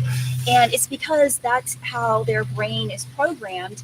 And that's how the neurotransmitters respond to keeping them safe. They think dysfunctional relationships is a way to keep them safe. Absolutely. Because our brain really, its primary role is to keep us safe. Right. Is to let us know when fear is approaching. And so you have to retrain your brain to think on a different level. And it's so cliche, but you have to find the positives about your life and about yourself, right? And so when you realize I'm dating my dad who was an alcoholic, and then you hit rock bottom and you think, I don't want to date people like this anymore. But then you don't know how to break the cycle. And so as a life coach, I teach you and help you break the cycle in a way that fits your new lifestyle. You tell me what you want, your goals, objectives, your habits, and then we develop a plan to help you move forward so you have a healthier relationship moving forward. Interesting. I help you uncover the red flags, a lot of women who come from dysfunctional families, they fall for men who do what's called love bombing. You're so beautiful. I can't wait to take you out. Your skin's so soft. Your hair smells trauma lovely, bonding. And so then you develop an unhealthy codependency relationship with someone who's love bombing you. But love bombing is a form of narcissistic personality disorder, and you have to be aware of that. And so in my sessions, I teach people and educate them different types of personalities that you can discover in a relationship as red flags, and then you can make a conscious decision. Is this really going to work for me now or 10 years from now, or is it not? And if it's not, what happens? Well, you have to break up with them. Oh my God, I'm going to be alone. Well, let's create a life plan to where you can accept aloneness, right? Well, Tuesday nights, my ex-husband has the kids. I'm home alone. I drink wine all night because I'm not comfortable being by myself. I have a lot of anxiety. And then I make bad men choices. Yeah, and then I go back to Tinder or I go back to whatever, Bumble, and I start dating again. Okay, well, how can we change that? What are things you would love to do that you've never done before? Actually, I want to take hula classes. Let's find some hula classes. Are they on Tuesday nights? Let's register and go do hula for 30 days. Check in with me every Tuesday. So I motivate them as they change these negative patterns in their life to form healthy patterns. And when these negative relationships surface, they know within the first or second date that it's not a part of their future life plan. Right. It's not the husband they want moving forward, and it's not the father they want for their kids. If you learn how to, read the signs free of trauma, it doesn't take you long to clock somebody. It's like testing a melon. Oh, just got to give them a little squeeze. The first women don't like that as much as the dudes, but no, they don't. Well, we're emotional beings. I'm sorry, women very much like to squeeze melons. Yeah, so and I've done the work. I've done the childhood trauma work. When I went to life coaching school it was 4 days intensive training, and when I graduated, I told my teacher, I said, I want a refund from all my therapists because this was the breakthrough I needed going through this course as a certified coach. I mean, there's so much you taught me about my behavior and why I'm not getting better and why I have dysfunctional relationships. And so then I spent a year really studying what I learned. And it doesn't happen until you hit rock bottom. I mean, I didn't do self-reflection until after I was on suicide watch. And I realized I've got a great life. Why am I contemplating suicide? Right. And it was just, I never took time to sit down and assess past relationships with people, my past behaviors, and why that is where I am now, which is rock bottom. And I don't want to live that life anymore. So you have to hit rock bottom and then decide something has to change, and then you've got to do the work to change it. So we had a sort of go ahead. Yeah, I'm sorry. I'm so into what you're saying right now. It's like blowing me away. That's why I like having some more guests on here. So because it's like so awesome. Listen, real quick. Why don't you make a movement to go and preach this stuff actually in the later years, like in high school. Yeah. High school kids would benefit so much from having not only their counselors tell them how to get into the next level of education, but also of picking the right partners to further them down the line. Dude, check this out. So we've been talking. What we're going to do is I do family law. I represent people who are getting out of divorces. Generally, if we're talking, it's because you suffered through some shit. Either it was a bad decision with a guy or a bad relationship choice or a bad marriage. Well, all those people are perfect candidates for what she needs. And So she's gonna. And we're gonna work together. You want to know really what like Farrah and I met about this 8 months ago or so. Yeah. Oh, never mind. I didn't realize everybody knew this but me. No, it's a team effort. I mean, It's a team effort. I think I interface with our clients much more, and I'm much more the empathy person in the dynamic. We're good cop, autistic cop in our office. For sure we are, yes. I'm the no nonsense. But a lot of times people will just have, this is when we need to meet with your counselor. If you don't have one, let me help you find one. Mm-hmm. A lot of our clients have drug and alcohol addiction problems. And I'll tell them, hey, have you met with your counselor yet? No, I haven't. Why don't we make it a plan to do that? Because it seems like you're kind of slipping back. And isn't it true that we have, because of our approach to practice, it's not just tell me what you want legally, I'll just go try to get it. I always look at it holistically. Like, absolutely. Really the problem going on here, and this is, and I'll tell my clients, no, I'm not going to do that. This is what needs to happen. You're acting out of line. I check them, and so many of them, they're like, I like that about him, because he tells me how it is. Well, what's cool is that when we start giving them that kind of advice, they cling onto us, and they end up wanting to be our buddies. I just want to everything in my life makes sense when you guys are around. Well, I can be the practice life coach then. There you go. Yeah. So I was be let me tell you about Farrah. People, you gave me those flyers, and I've given several people them, and I'm like, hey, it's not, psychotherapy. It's not counseling. It's more of a hands-on, because I see a counselor regularly, but it's more of a hands-on, let's dig deeper and try to figure out our day-to-day plan. And that to me is super helpful. Yeah. And you were talking about attachment styles and anxious attachment styles. I don't know how much people really know about what attachment styles are. Yeah, there's a whole list of different attachment styles. And very anxious attachment. Yeah. At the end of the day, what a life coach does is we help you talk through your shit so you figure it out on your own. And that's the only way that you're going to heal, is when you have somebody asking you these specific questions that opens the subconscious. Okay. Right. And when I say subconscious, it's when you're driving down the road listening to music, driving down the road carefully is the subconscious at work. You're not really thinking, my hands are on the wheel, my foot's on the pedal, and I'm driving down I-10, right? You just get in the car and go. That's your subconscious, right? And so it's the same when you're on a dating app. You're subconsciously going through men that have a similar look. They have a similar profile. And you may not realize that you're choosing those people until somebody looks at your content and starts asking you these complicated, difficult questions. Right. So my relationships failed because of childhood trauma. Everybody has childhood trauma to some degree, and childhood trauma is abandonment, it's abuse. It could be a chronic illness as a kid that was just devastating to you. Right. It could be witnessing a traumatic experience. But up until the age of 5 years old, our parents nurture us. They're supposed to give us the care and nurturing that we need. So hopefully they do it past 5, but bitch you on yo. Yeah.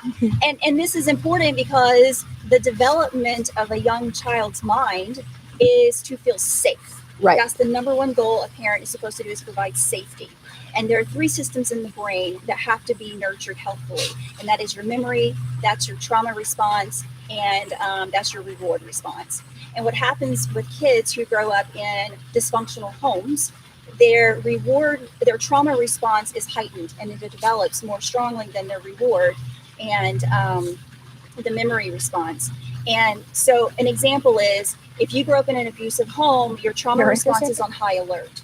Right. So if you're 12 years old and you go to a new school, and there's a group of girls that are trying to welcome you, they approach you and they welcome you and they shake your hand, you don't see the positives in that, and you don't see the connection. You can't relate to that openness, right?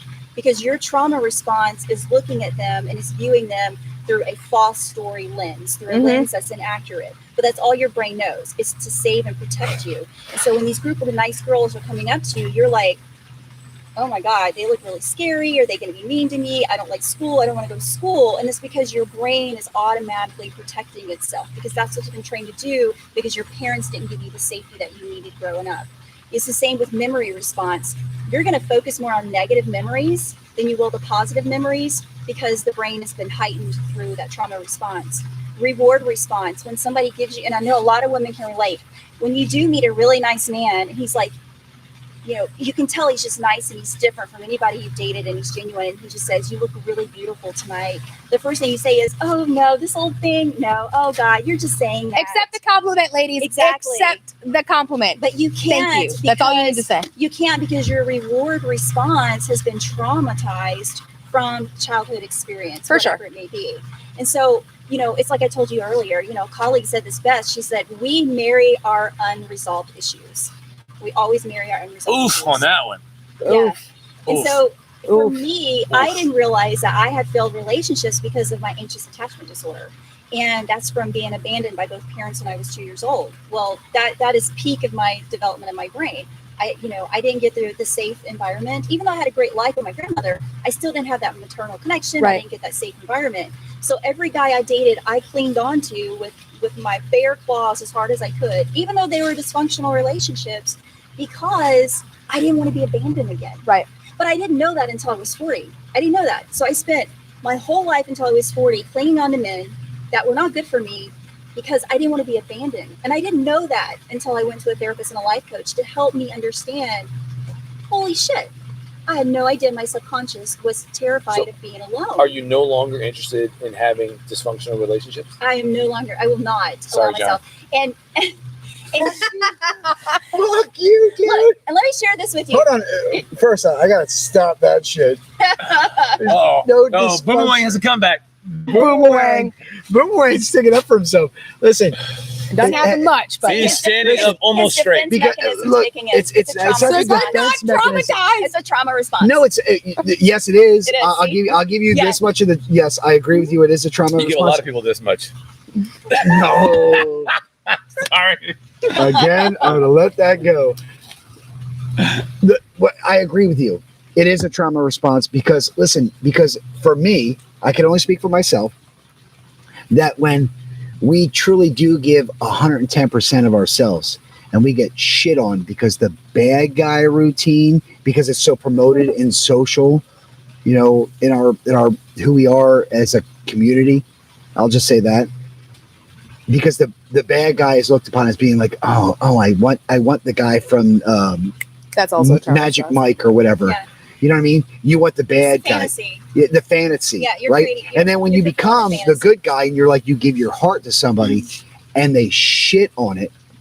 Now we go like, well, that's not accepted in our society. Well, just know that when you give your all to a female and she shits on you, it's more about her and not you. For sure. Absolutely. So you need to keep that in mind. And then the red Well, flag. I just noticed that you speak a lot about from the female perspective, not from the male perspective, because Well, trust I am me, a female. as I get that. course. Well, I I But noticed. also, you're a life coach. You're a life Yes. coach first, right? But I think So you that's should speak No, for I'm both. a female first and a life Well, coach you're right. second. You're right. But it's the same. for both. biologically It's the female same. The toughest life part, coach by choice. What are your pronouns, Farrah? Come on, let's get it out there. the most difficult part of coaching men is She their her ego. life coach.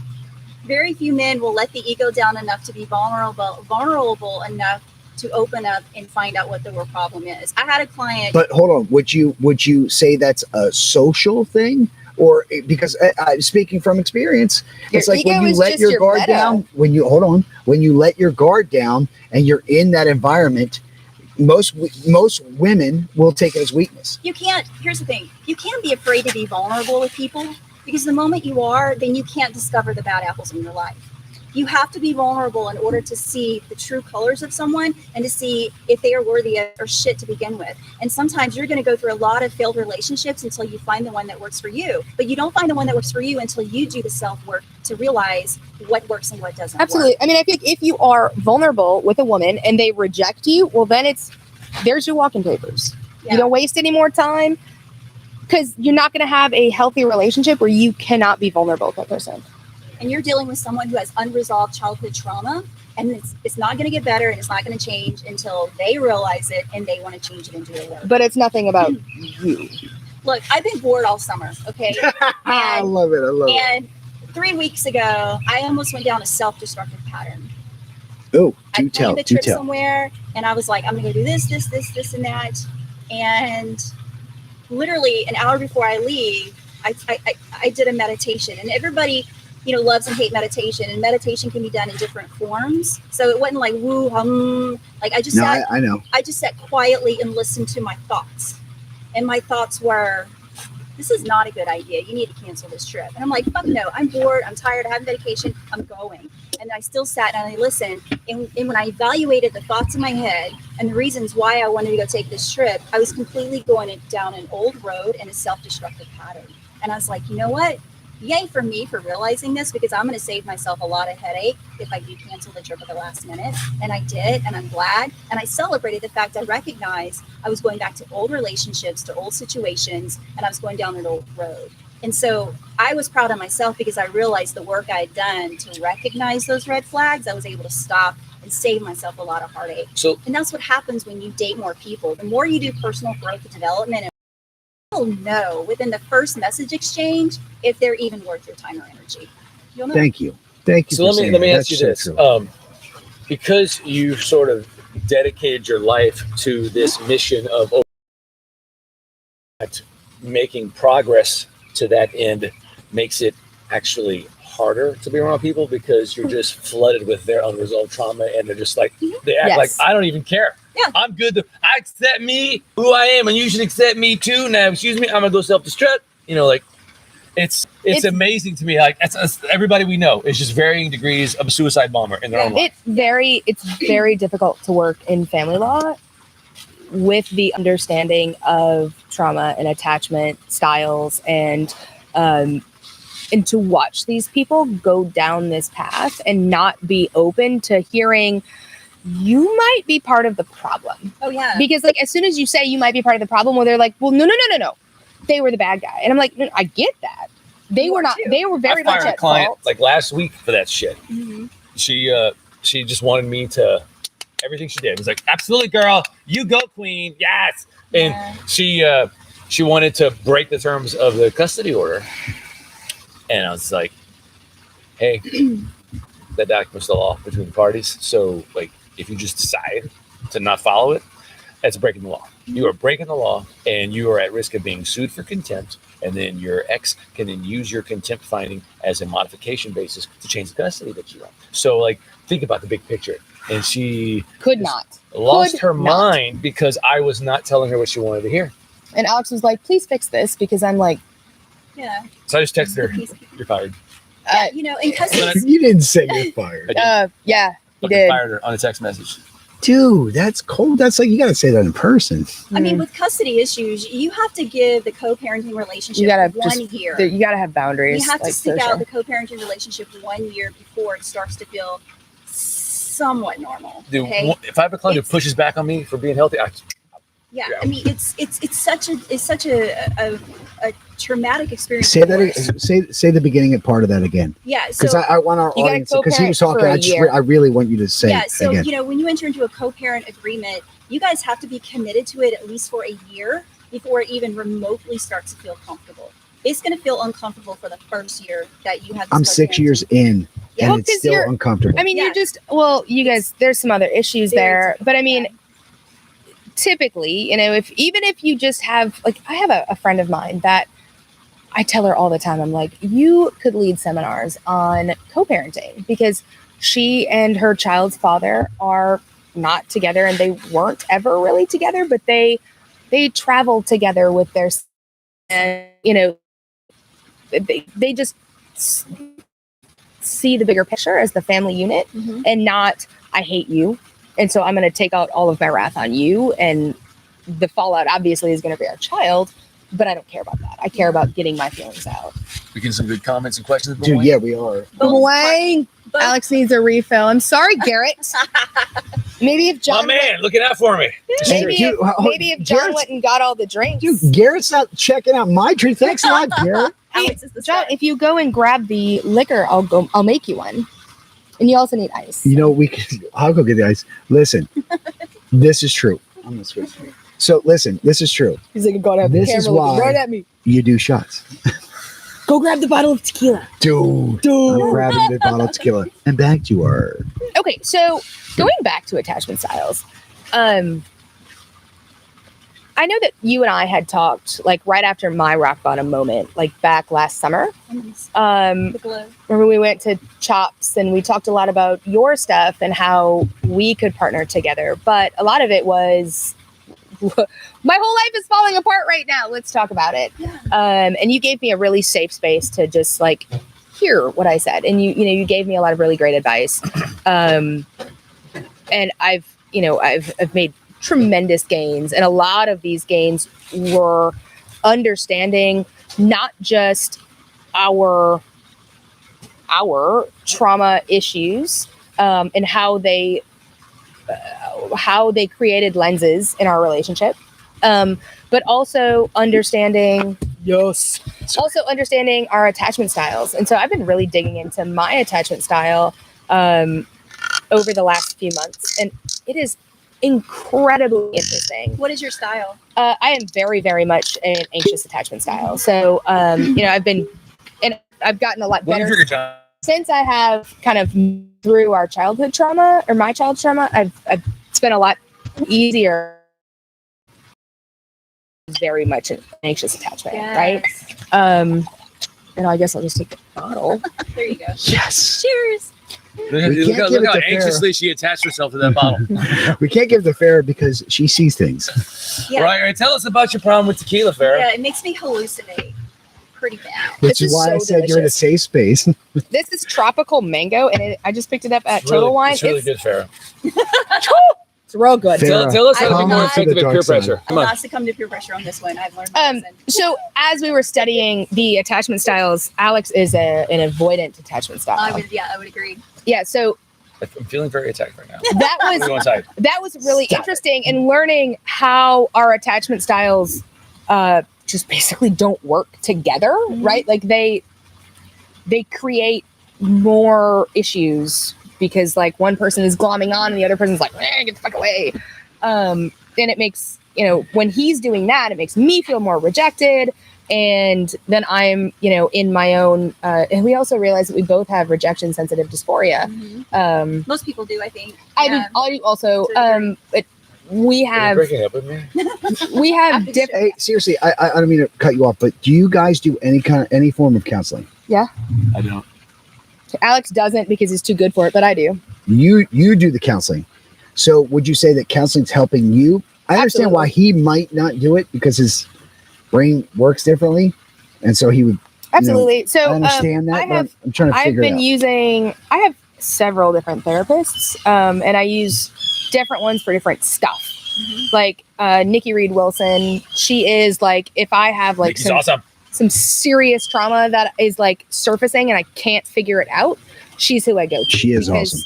She Nikki is awesome. she reframes everything, and I mean, I think it took 2-3 months of going to her regularly where I was able to like not only fully like recognize all of my childhood trauma, because there was so much of my childhood that I didn't even remember. Yeah. Right. So I would be like in her sessions and I'd be like remembering all this stuff. And I'm like, whoa, this is super fucking hard to like think about. And it was tough. That couple months was really tough.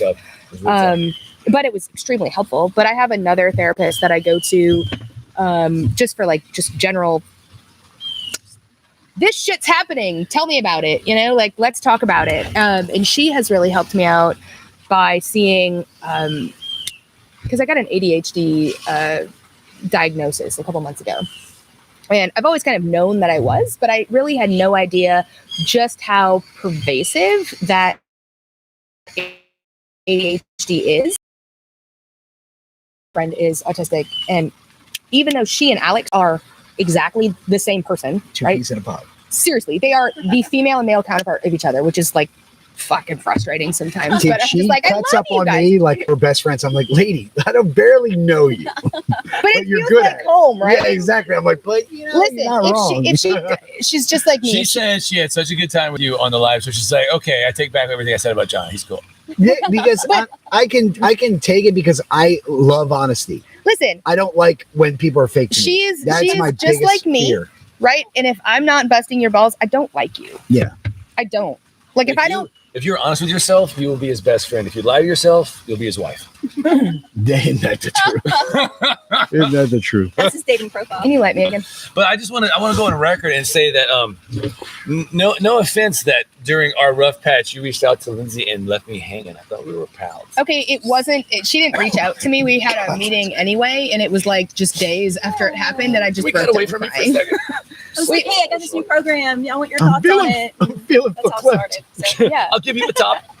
yeah. And it really had nothing to do with that. It just we were meeting we're up just anyway. catching up. Yeah, Right. absolutely. But It's fine. you're just like a very since I don't know if you, I'm sure you also get this kind of intuition about people, but like there's people that I meet and I meet them once and I'm like, I can let all of my guards down in front of you. Like I can tell you anything and it's just that. And there's a lot of people also that I'm like, okay, I have to be very guarded around you. But you've always been the first time that I met you on your podcast with Meg, I was like, okay, she's cool, you know, and I can be like very much myself around you.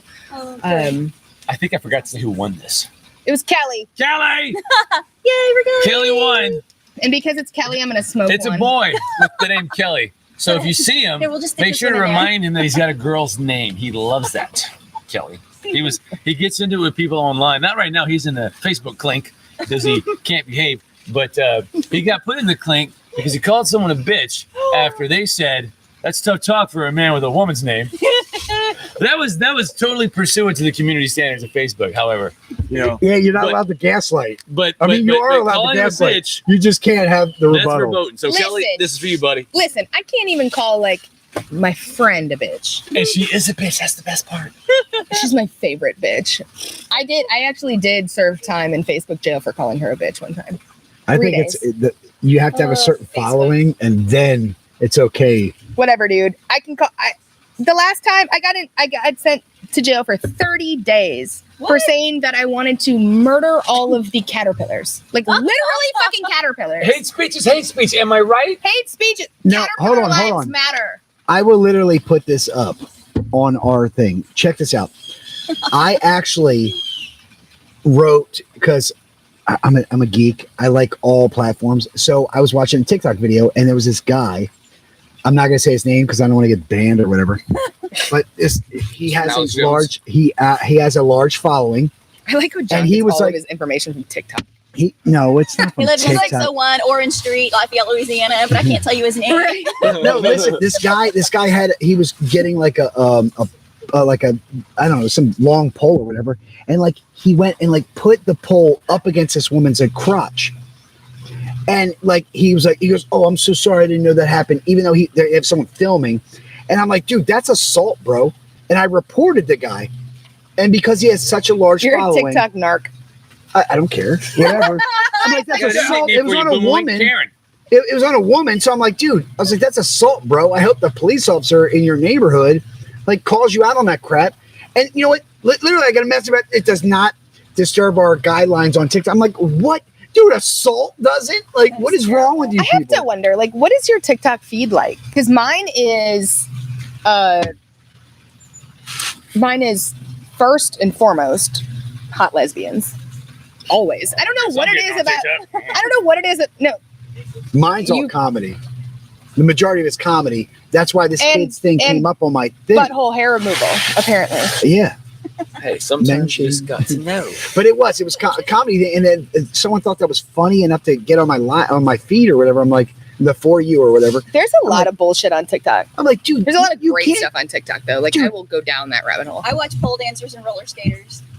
Oh, I love me some rollers, like the derby stuff. the They're chicks- so good, yeah. Dude, I watch that like shit all day. watching dancing. Oh my god! I it's also ashes do a in lot my of crotch. like the mental health TikTok is pretty great.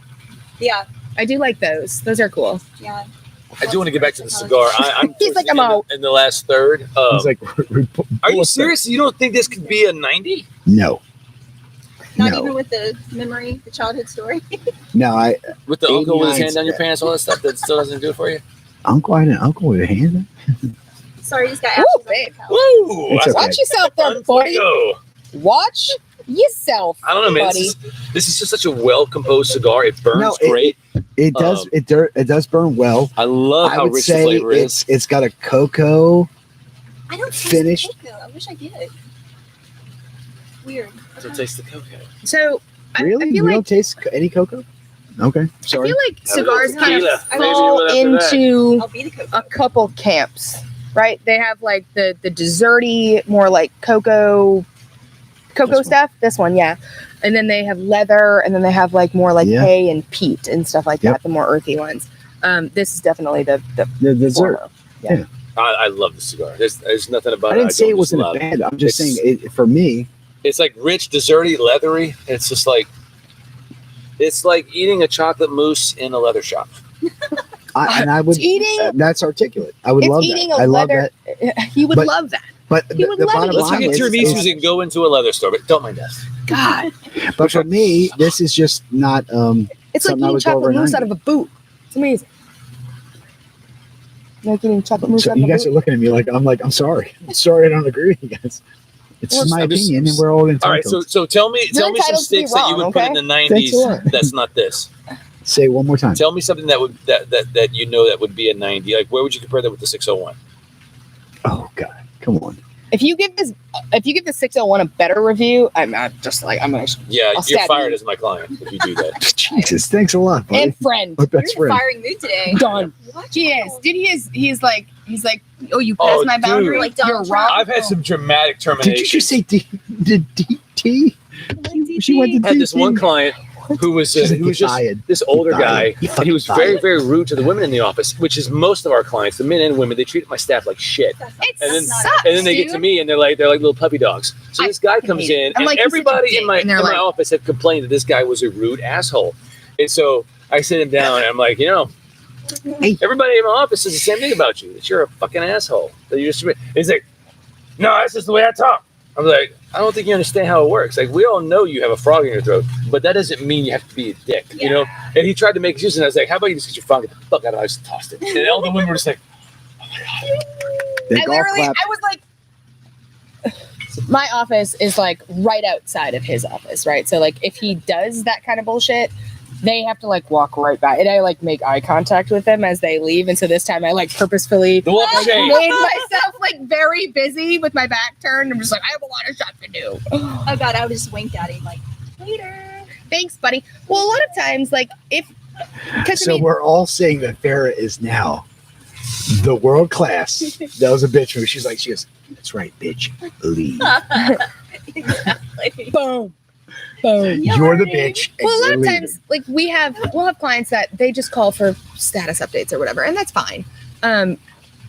But often they don't want to talk to us, right? And Yeah. I'm like, well, Alex isn't here, or he's with a client, but I can tell you what's going on. That's not good enough, right? And honestly, like Fuck we- those people. we Fuck, know I more hate those people. about That's these- what is So bad. wrong So bad. with our fucking we know society. more about these files than Alex does. Like Absolutely. True story. when they come in, he will often call us in just so we can give him the update of Yeah, the like, what's update. going on with their Fucking hate file. those people. Because like he's not going to stay up to date on the teeny minutia that's going on all of the things. Right. We do, but a lot of times teeny minutia. the teeny minutia. But She doesn't normally have to put up with teeny minutia. Just got to disclaim that. It's a very big. I put up with very large He's lying. minutia. John, how dare you? Keep it real. I'm wounded. I'm wounded. Slight curve to the left. It's fine. God. Lindsey, John damn comes with it. those left-handed compliments. Oh my God! Thanks a lot, Mom. I like how she thinks that's like public health information. Y'all need to know. John's John- penis is fucked John's up. dick is the big cook. John's dick We should have goes to put it the in a left. brace when he was a boy, like Forrest. What's your new name? Force up. Mama said these are my God. magic dick shoes. I can fuck anything. So wrong. Mom, you've only seen it flaccid. Well, I would like to think she's only seen it flaccid. Jesus, what kind of shit you got in Delaware? I'm a habitual line crosser.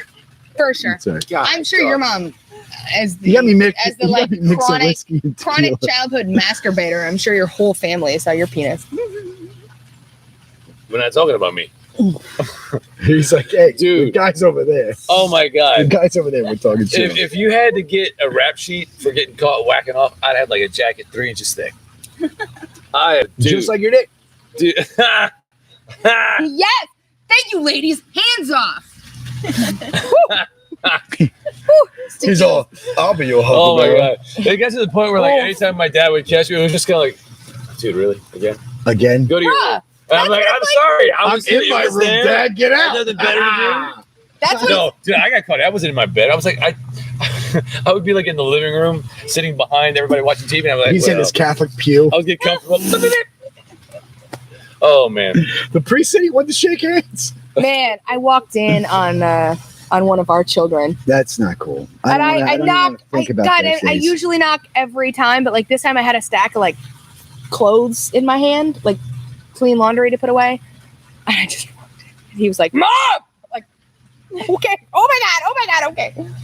Then like, of course, I made fun of him mercilessly afterwards. He was like the butt of all of our jokes for 2 weeks. I was like, Spanky, dinner's ready. That's so funny.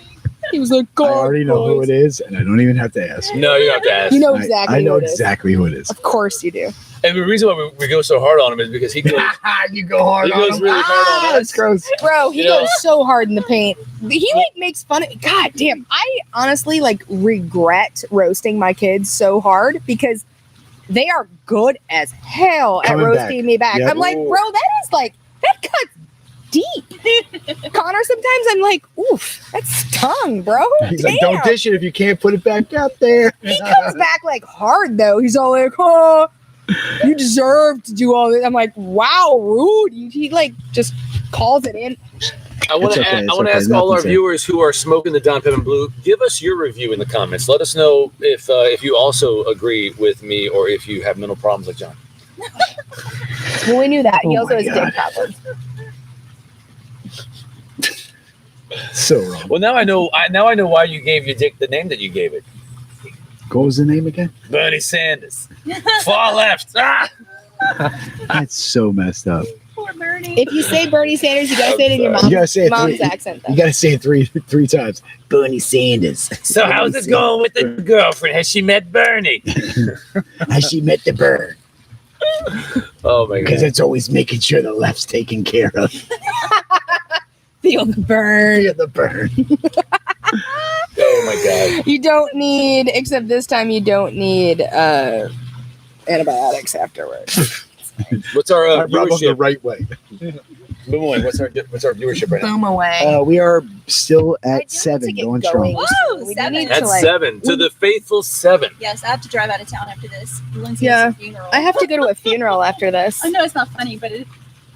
Yeah, so I have to like. She's gonna give a eulogy with a buzz. So what can I say about him? It's a guy. Oh, who is it? A friend of mine's father. Oh well, yeah, that happens. He died from So COVID. I got to get back to our guests. So where can people find you? You can go to my website, farrahreyna.com. You want to spell Reyna real quick? And your name? Farrah, like Farrah Fawcett. Farrah.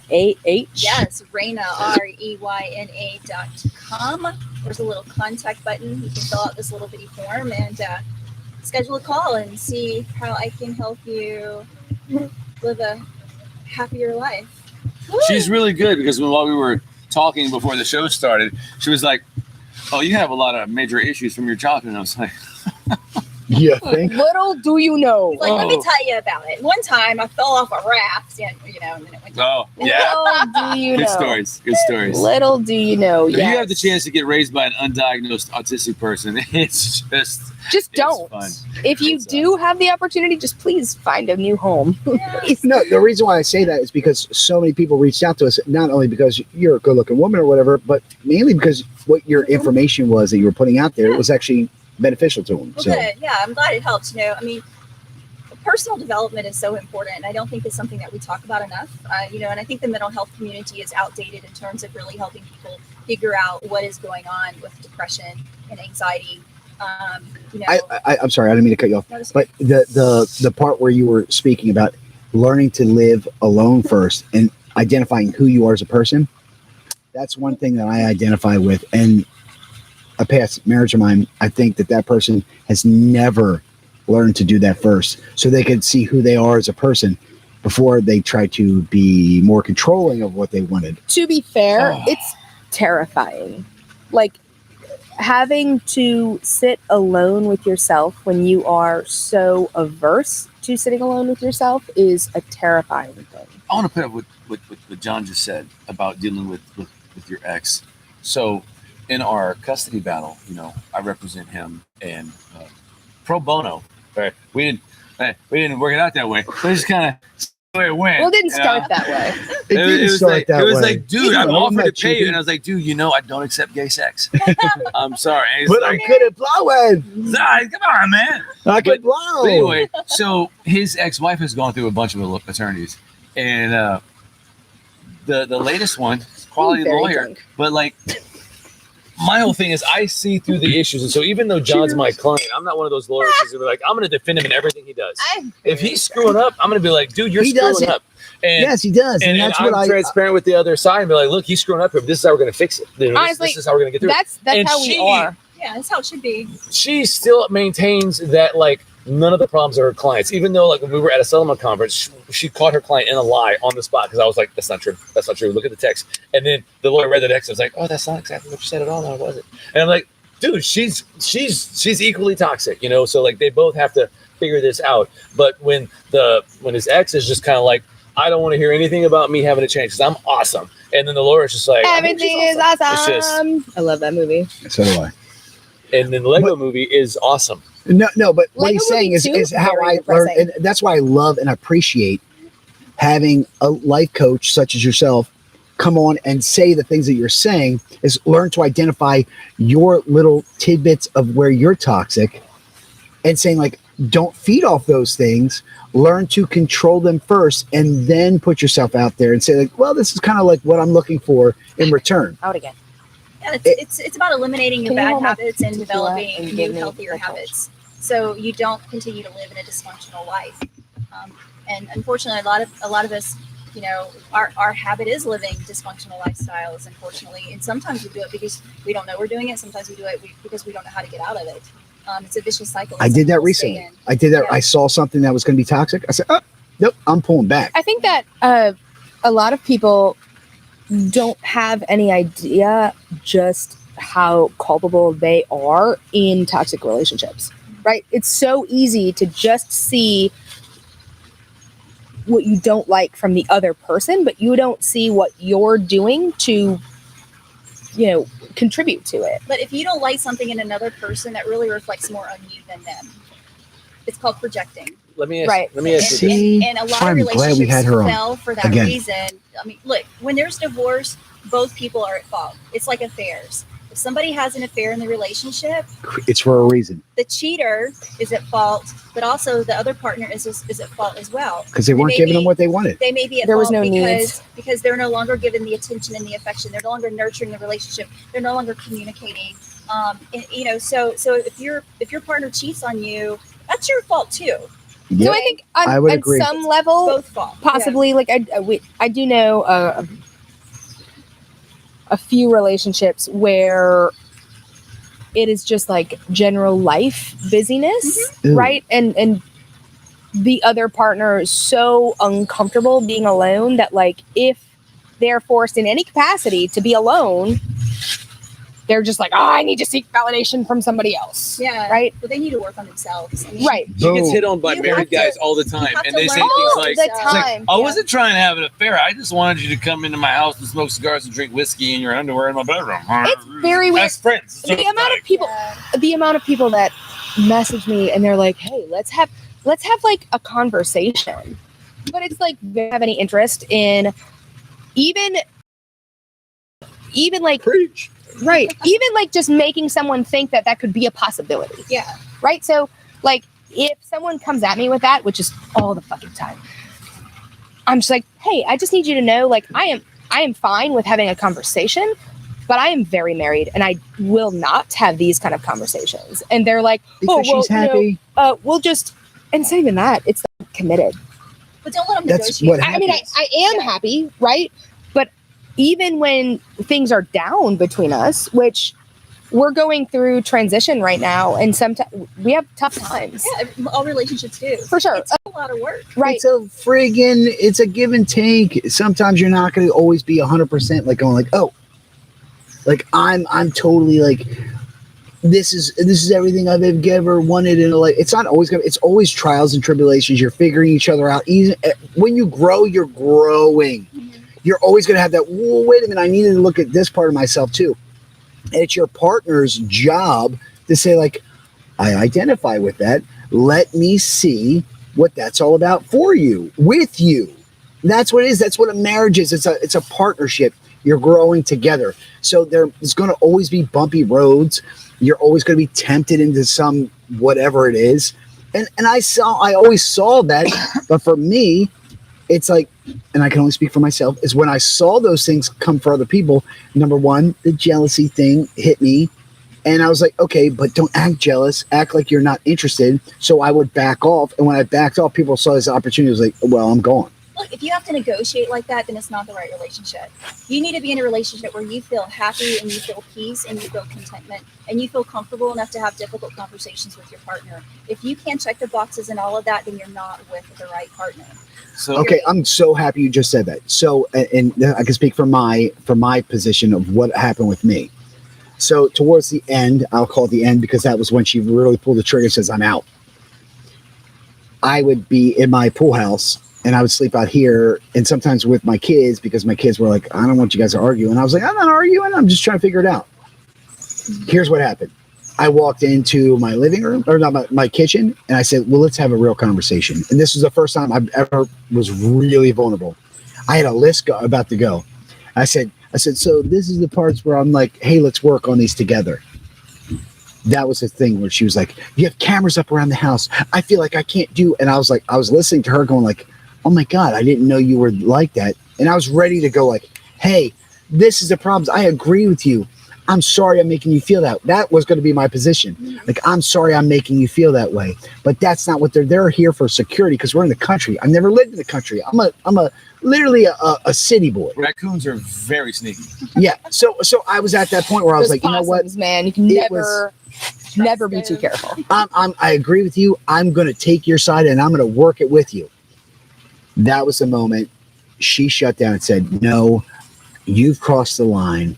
You've taken it too far. And at that point, it was too late because I wasn't listening. I didn't grow fast enough with that person.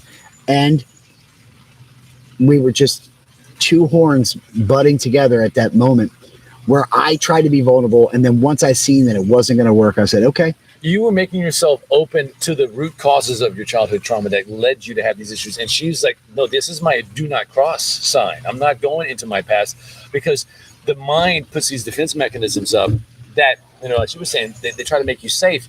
Well, if you don't want to go in there and actually disentangle all that crap, then you're never going to get any better. And so her failure to deal with her own issues, she projected all that onto you, which is why the problems you guys have still are so well, number one, the first problem was that she was looking to me to make her happy. Which is and common. I said, I was like, I can't make you happy unless you're happy. And then I can approach those things and go like, yes, I celebrate them with you. But I was never allowed to get to that point. Because she wasn't ready. And when you confronted her with that list, essentially you exposed all of her vulnerability and you saw through the shit and you exposed all of her issues. And she's just not in a place where she's ready to see that, understand, and get help. And she may never. So many people live in. Well, she didn't want me to grow with her. She didn't want to grow already. Herself. Well, she's still there. Herself. She's still there. Well, and she can't accept that. There are 5 levels of consciousness. A majority of the community, the majority of society lives in consciousness level 1, and that is I'm a victim. Nobody likes me. Everything goes wrong. It's I went through that. Right. I went through that. Level 2 is learning, self-love and how to have healthy codependent relationships. 3 is spiritual strength, and then it grows and it gets, you know, more spiritual. And so you guys are at this level. And while you're growing and working on yourself to better understand why you have dysfunctional relationships, she's not quite ready there. She will eventually hit her rock bottom, and when she does, then she's going to have to do a lot of the work, or she will have a lot of mental health issues. Only she can decide and fix that. You can't save everybody, and you can't force people to go get help who need it. They have to figure it out on their own. You know, mental health issues is very much like addiction. You can't send somebody with an addiction to a facility until they're ready to get clean. And it's just how it is with you know, mental health issues. I literally recently asked her, I said, well, what's your end game? I was like, because let me help you to get there quicker. Because I am growing. I never thought I could feel the way that I've been feeling recently. I recently said, what's your end game? Because I can help you to get there quicker. Whether you want me to leave and then you find yourself and then we have like a moment of you take care of all the responsibilities, would that make you feel better? I'm even willing to go that far to make our exited marriage grow so that she can feel better about what she needs from everything. And even when I ask, silence, dead silence, because she's not comfortable enough saying like, yeah, that's what I want. I want you to leave so that I can take the full responsibility for the children and actually make them feel like I want them to feel, instead of having you as my partner. And I even said it to her. I was like, I'm willing to do whatever it is you need me to do, because that's how much I care about you being the mom, because I've never wanted my kids never to be with their mom. I've never taken them from her saying like, I got you, girl, you blah, blah, blah. My point is, I want her to get out of her system whatever it is that's hurting her so bad that she's still having these resentments and these but things. even though you present it as a real common sense obvious question, they're not going to give you the kind of honest response you're looking for, because they're running up against this unresolved trauma and they just won't face it. You know, I experienced the same thing with her mother when she came down for Christmas about 10 years ago, and same pattern always. Her mother is, because she lives across the country, when the first 3 days. It was not Christmas. It was Sebastian's birthday in 2013. Whatever it was. We're still getting to the book. But she would drink a That's ton. purposeful, because I was like, and then by like the 4 third days day, the shine has worn off about the newness of the kids, and so her true self comes out, and she started criticizing like the way we were raising them, and just started all kind of issues. And Lindsey started a boundary. This is not appropriate. You can't do this. Well, her mom is. The way she reacted to it was like, well, I'm going to leave and you're never going to see me again. I'm just going to, the kids are never going to know me again. And it's like, you would do that to these grandkids because. But the thing is, she did that to me as a child. Right. She would say, I didn't. Is that I was like, let's go talk. And so leaving. I had Lindsey stay in the back, and me and her mom sat in the living room, and I went Dr. Phil on her, more like Hannibal Lecter. And I was like, look, these are the underlying issues. And she put up this psychological barrier. She would not cross it. She would not address any of the real reasons. And the thing was her behavior. It was so toxic. It was so obvious that there was an unresolved problem that was manifesting itself.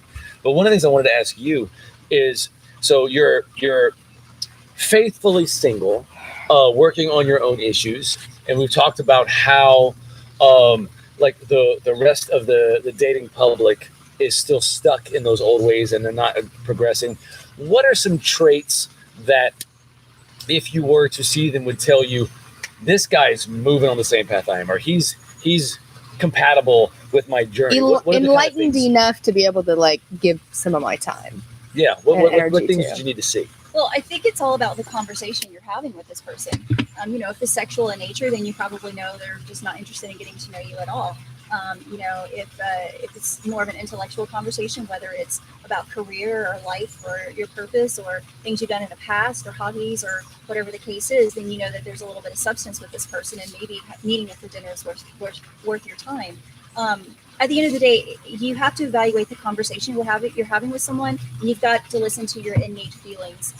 You know, women love to be love bombed. We love to be told we're beautiful and we're confident and we're gorgeous and all of that. But there's nothing wrong with that. Yeah, well, no, but in the beginning of the relationship, a woman has to be very careful to find out what the ulterior motive is behind the love bombing messages. Right, because you get like very infatuated with love bombers. Absolutely. Love, and then it's very much not. It's very dysfunctional. And so like narcissistic personality disorder, that's where it starts. That's how it starts. Okay. So, you know, you got this great guy who seems too good to be true, and he's dreaming, he's telling you all these right things. Well, if you're an insecure personality, and you're still dealing with unresolved trauma, which means you got all these voids you're trying to fill, and you got all An these anxious attachment issues that you want Thank somebody you. to smooth for She's you. thank you. To smooth for you, then this narcissist is going to see this, and he's going to draw you in with love bombing, and then That's you know, if he's a narcissist, though. yeah, well, and then 3-6 months later, you're being controlled, manipulated, and you're entangled, in this really tumultuous, dysfunctional relationship. And usually a normal, nice guy does not love bomb in the first part of the relationship. Mm. I mean, they genuinely ask questions about you and your well-being, and about your family, and about your travel experience, about your education, about your job. They want to get to know you on a deeper level that's not superficial. Yep. And if you can't relate and have that conversation with this person, then you need to move on. I know a lot of women that if they don't get that love bombing because they're so Insecure. stuck in that, and gosh, as I've understood my own insecurity and processed what causes that insecurity and moved beyond it, I so much insecurity, and just like almost all of the females that I encounter, I'm like, wow. And men too. I mean, yeah, men too. It's easier for me to see insecurity in women because I relate to it. So, but men also, and extremely so. One thing to keep in mind, as you're exploring the dating world, is you have to think about your needs and your wants. Like, for instance, I would love, I want a billionaire who looks like a Chippendale, dancer, and who doesn't? Has the suave of a model. Alex is like, sign me up. Thank you. You know what I'm saying? Like, of course I want that. Every woman wants the Prince Charming, right? But do I need that? No, I don't, because it will feed into my dysfunctional relationship patterns. It's not healthy for me. What do I need? I need a confident, self-sustaining man, blah, blah, blah. Here's my list. And so, every man or woman needs to realize what are the needs versus the wants. A man just say, I want a girl with big tits and a big ass. Okay, well, how far is that? Check. How far is that going to get you in the relationship? How far is that going to get you in the marriage? Well, hopefully the third base. When she has babies and her body changes, then are you still going to be in love with her tits and her ass? Probably not. It's because you were focused on the superficial part of her and not the internal part of her. And so, everybody just had, again, look, I have a client that has been on a sexual sabbatical for 1 year. And that was our goal. He was a chronic dater. It was like, look, I recommend that you don't have sex don't date and don't have sex for a whole year. And he's 11 months into this. And he said it has been the most transformative experience of his life. And for the first time at the age of 39, he's able to figure out who he is and what he wants. For sure. Does he like soft tacos or hard tacos? Does he like, women with PhDs or, women with high school? Like, he has a very specific list of the type of woman he wants. And it's a realistic list, okay? And so, and he knows, there's so many things about his innate personality that he's learned that he didn't even know he had, that he's now in love with. And so his self-love and self-worth has grown tremendously. That has completely transformed his career even. And so spending the alone time is so vital to having a healthy relationship moving forward, because your partner can't fix you. And if you marry somebody who you think will fix you and fill your voids, then you're going to be entangled in a dysfunctional relationship. Then if you have kids, then you're going to project all of that shit on them. And then the cycle just continues and it's vicious. So what was really interesting, and probably the reason why Alex and I are still together, was like, tits and ass. Also that. Yeah, also that. Sun in my eyes. But okay, I can see that. when we first got together, Spotlight. and you knew this, but when we first got together, we met on the internet. And so a lot of the conversation that we had was just about Shut the fuck up, farmers. our life and what had been going on in it. And I mean, I was very, very young, but I mean, we built a relationship on conversation and just like genuine appreciation for who the other person is. Absolutely. And we've gone through some shit, right? But you survived. For sure. Because at the end of the day, I still really like who he is. Yeah. And there are times where I don't like how he's acting, but I still really like who he is. And so we can be like I mentioned earlier, we've been going through some transition, and it's trauma processing. She's still a girl and I'm still a dude. Not that kind of transition. We got a lot of freaks in the audience. I want to make sure neither. Not that kind of transition, but at the end of the day, we still have that understanding of you're still my ride or die. Like Absolutely. I might like really dislike you in this moment. Sometimes it's more like die or die, but whatever. Yeah. Well, I think There's a lot of die or die parts, I but think our problem is, we live in a culture where we live frustrated. We're always in angst and living frustrated. Traffic isn't moving fast enough, we're frustrated. This guy or girl doesn't text us fast enough, we're frustrated. I can't find my blue pen, we're frustrated, right? And so we've got to stop being so frustrated in general, individually. Because when you're with a partner, there's going to be a lot of frustration. It's constant frustration, because when you commingle two different personalities, and as you said, you're going to have those tough periods where you're both trying to grow individually, and then you're trying to stay together and grow. That's when love, patience, and peace is so important in a relationship. And you have to love this person where they're at this point in their life in order to save the relationship. there is a lot of so the way that our relationship kind of works is we sort of alternate periods of growth, right? He grows and it forces me to move forward, and then back and forth. And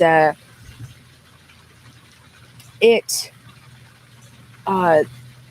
brings a lot of security to me, especially as an anxious attachment style. It brings a lot of security knowing that he'll be there when I'm done. It doesn't matter. Like, obviously it does matter. Like, what we have, he's not going to be like, hey, yeah, cheat around, it's good. But as long as we're both doing the necessary work and we're both being honest about where we're going, it is incredibly calming to know, like, I realize that this is a tough transition period, and we may have days where we hate each other more than we love each other, but I know that you're going to be there when this is over, because it's always over. That's right. Right? It's all about being patient. You coach in like platonic style relationships as well? Okay, all right, let me pick your brain. Okay. So I have a friend of mine, very cool girl, always has a lot of interesting stuff to say.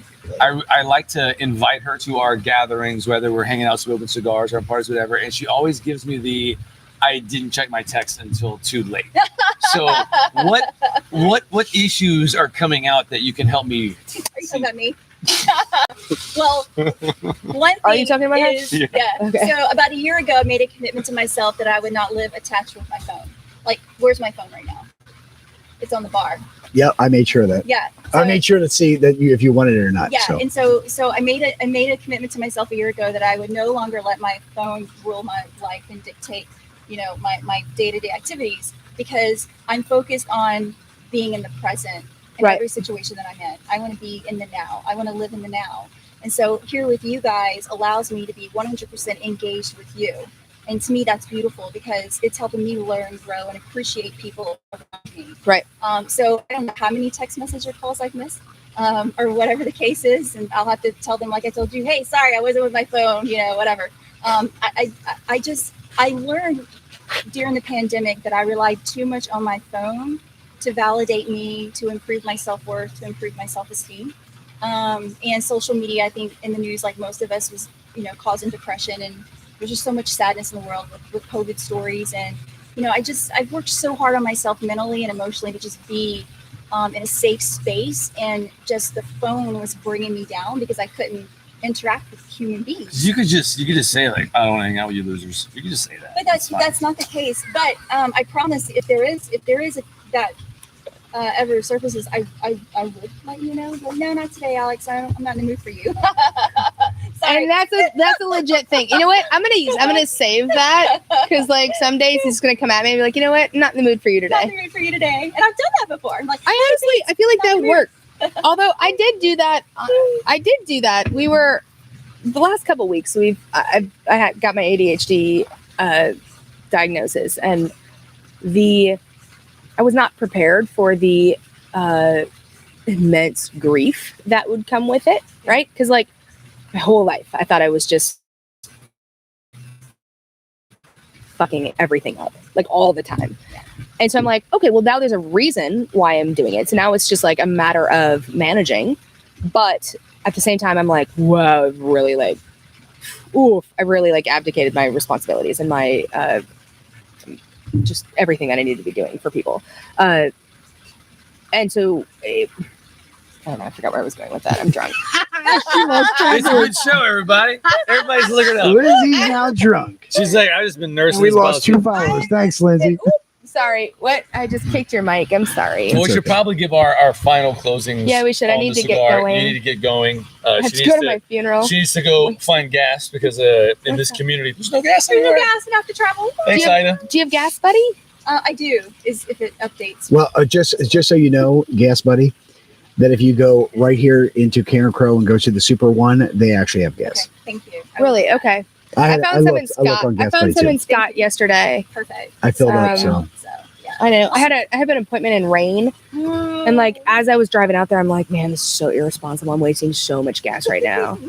I'm like, my truck has a big tank, Yeah. but I'm That's like, what she said. it's got a big tank in the back of my Is that good truck. enough? Is that good enough for you? So I'm like driving out there, and I just had this like Is that a good underlying underlying like anxiety about just like, fuck, what if I don't find gas? I know, right? I'm fucked. It's real. The I'm like struggle is driving by real. all of them. I'm like, shit, no gas. And I still had like 150 miles I know, to go, but I'm still. like, oh man, You got man. a gas guzzler. I get like 19 miles to the gallon. That's a gas. That's a gas guzzler. Yeah, Sorry, like that's a my gas car. My guzzler. car is like 23. Yeah. I drive a Yukon XL. It's 3 times the size of your car. So I it's not have that a bad. Ford Mustang that still gets better gas mileage than 19. Where is your Ford? It's getting the AC fixed. Oh, But I drive a Yukon XL because I have a fuck ton of kids. she does. She a hoe. Dude, I put out a lot. faux show. Faux a hoe. show. Anyway, let's They say y'all have the same daddy. Whoop whoop. yeah, Whoop, right. whoop. Yeah, Hi. thank you. Bruh. So who wants to start on the Someone cigar? called this week and they were like, hey, I need to do custody. I'm like, okay, well, you know, how many kids? And she's like, 5. I'm like, okay, how many parties? And she was like, 3. And I was like, oh, okay. Well, this is God. and she's like, how much is it going to be to do custody for all of them? I'm like, expensive. We charge by the baby daddy. Expensive. So Expensive. Jesus, and there might be 6 baby daddies. No, there's 3. Not Dude, 3, but 6 that the you have stuff to I find out. hear in my work about women like Oh, lying God, that to men sucks. about being the father because they don't know. So you Or- just need to call Maury. There's this, we Just- got this new little guy, right? He just turned 21. And his girlfriend of many years cheated on him. And Poor he dude. thought the baby was his and then found out she was cheating. And he took 4 different DNA tests. Of course, none of them like the legal DNA tests that you could use. So now he's paying child support for that kid. So now he has to like pay to disavow the kid. I'm like, fucking Christ. And she's lying to me because she's a hoe. So, anywho, you want me to start? I'll start. She's like, I didn't cheat on you. And he's like, obviously you did. it's like Mary Part 2, Ghetto Edition. Lindsay's like, I gotta go. But let me tell you this story that's going to be 10 minutes long. It's not. It was like a second and a half. Okay. Goddamn. That was awesome. She's like, my story is long story Long short. story short. Hey, I don't ever say that because honestly, I laugh at myself when I do because I'm like, I'm going to pull a John here. Long story short. All right. Tell me your thoughts on your Okay. cigar. So, I've smoked a ton of the Don Heaven These, yeah, me Blues. too. I love them. What I really love about them is that they're so full. There's so much to them, yet it's not cloying. It stays good on the palate the whole way through. Like that. Even at this nub, Like it was that. still really tasty. You like Um, the cocoa I on like it? how it's not just really leathery, but there's the cocoa, the espresso, and then there's that little bit of sweetness. So it's just busy. It gets really mature through the course of the cigar. Hold on, I have to say it. So when I look at everything, Where's your symphony at? my symphony. Okay, it's not the biggest symphony cigar, Thank you. So you should break something. but it's masterfully constructed. It burns Good. great. The ash held Okay. together well. Yeah, it did. I thought that the smoke production was consistent the whole way through, and That's like saying my car drives, it starts, and it does have a starter that makes sure that it starts. a lot of cigars don't do that, man. Some of them are those little little cheapo Bubba's great deals. Come here and I'll save you money if you don't want an engine in it. Shit like that. So So it you're had telling me that it has all the things that are necessary to have. It has windows.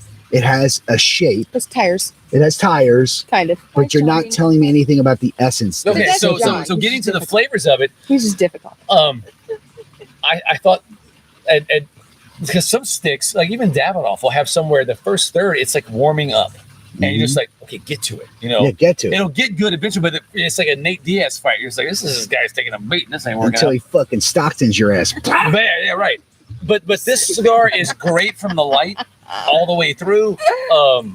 It didn't overload my palate. I liked how intense the flavors were. I'm okay with it being a 90. I think it was consistent all the way through. He said 90. He said 90. I said 90. Yeah. Going to the lady herself, Farah. I'm gonna go back to the 91, definitely. I agree everything you said. I think what I like most is it was consistent all the way through. Yeah, it was good. I liked it. I smoke a lot of cigars, John. So like, You smoke way. I nitpick. You know, if I have to relight it too many times, or if it gets to the more runner, than you do. Yeah, I didn't have to like this from the light either. Probably it's just a I good smoke cigar. at least one a day. Usually 1 or 2 a day.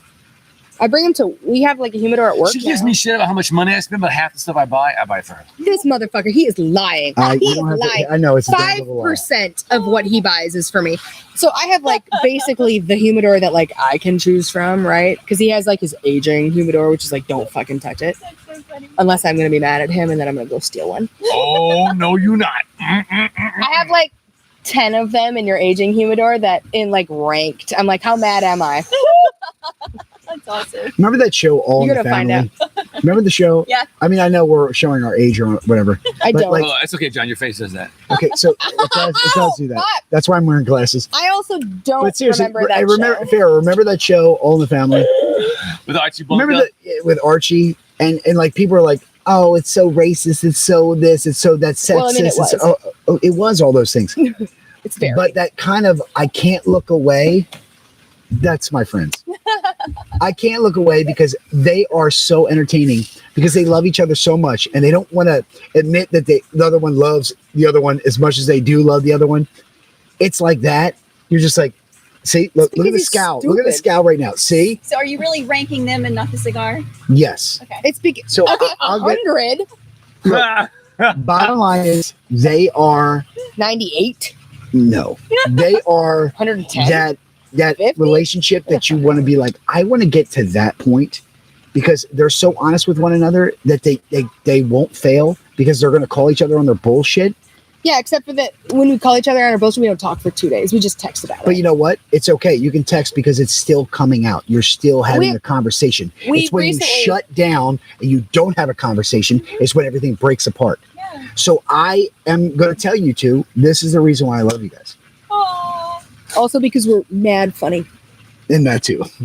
But I mean, but the bottom line is you guys still are communicating. Whether you want to say like, whatever it is, you know, No, I'm so mad at the other one. But you know what? The bottom line is you're so in love with each other that it's not only entertaining, but it's like one of those things you can't pull your mind because you're like, I want to get to that point. I want to get to that kind of relationship where I can see that in a person that I'm that honest with somebody. Yeah.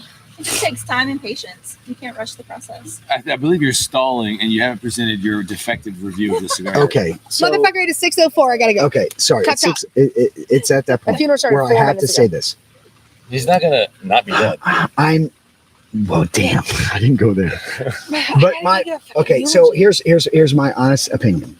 It has a 1 note, but it's great.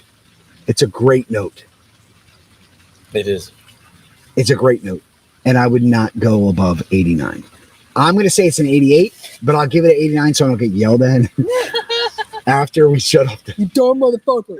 Body I'm gonna slam say and cool. 89, Right? but really That's I how would they say do. 88. How about this? You know, we get lost in numbers. For me, the ultimate litmus test is would I buy that again? Oh yeah. There's a lot of cigars Oh. we smoke, and I'm like, Mhm. Nope. you know, I can say all these great things about it, but I wouldn't buy it again. Right. That happens a lot. Didn't you just buy a box of Down Pep and Blues? Or I thought you were going to. No, I just bought a bunch of them. Okay, well. He bought 10, even though there's 10 that come in. Right? So I bought 10 I singles. bought them individually. I left the box there. Yeah. So I left the box so I didn't get the didn't buy a box box. discount.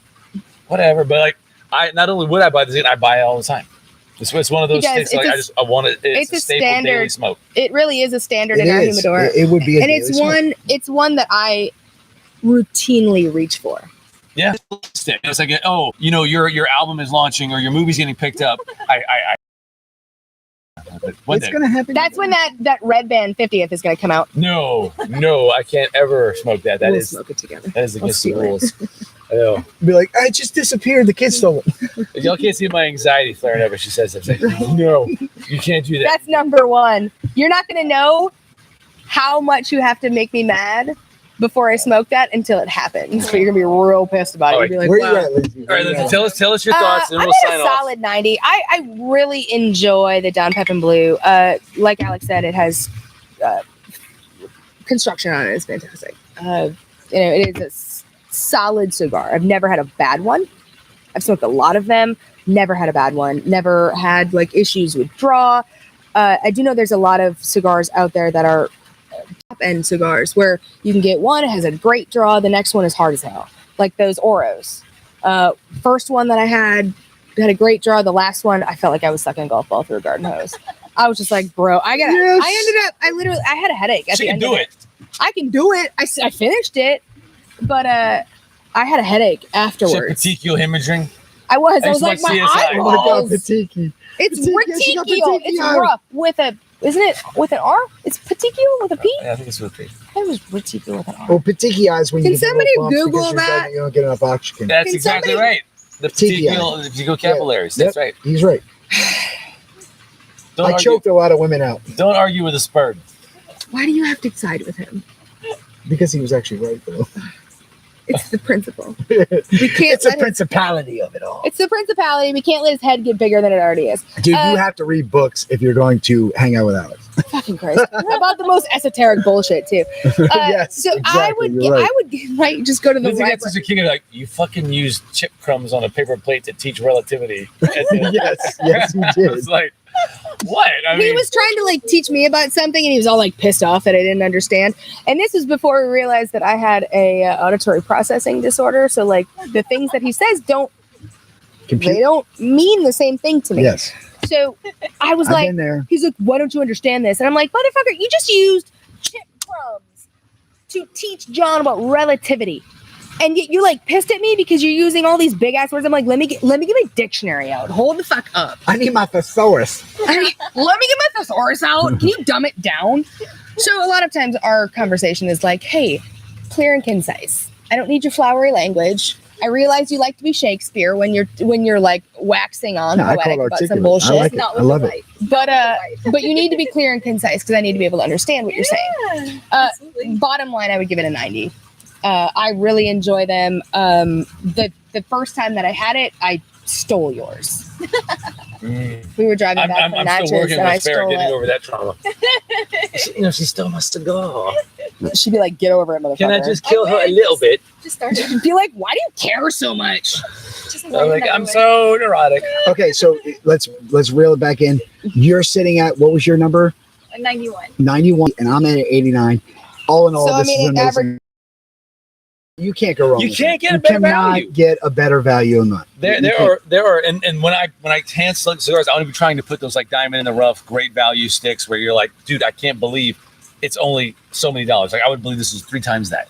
I would give you that. That's what I'll I'm going give to you be that. trying to do because Yeah, it's gonna be I a great love, little selection. I'm not so much a life coach. I'm a cigar coach.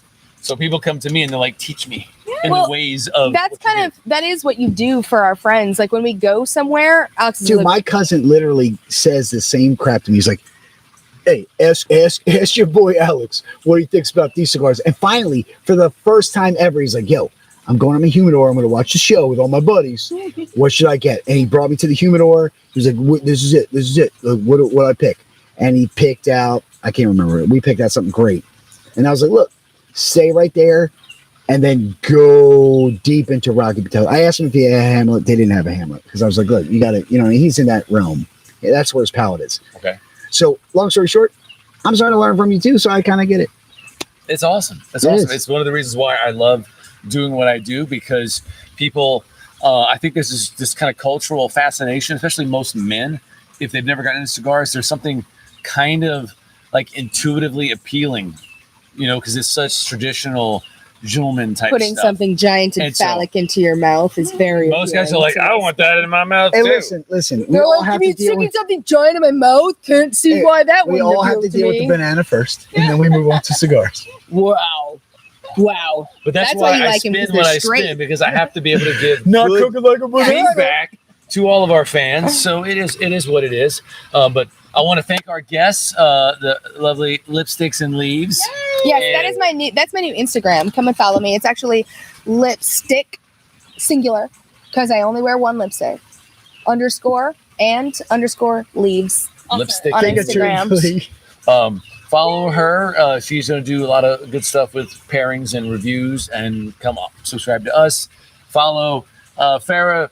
Get her information. You're going to need it, even if you don't think that you do. Give Right. her a call. If you don't think that you need it, that's probably when you do. And next time I do something utterly spurgy, I'm just going to call and be like, I need something. I did a thing.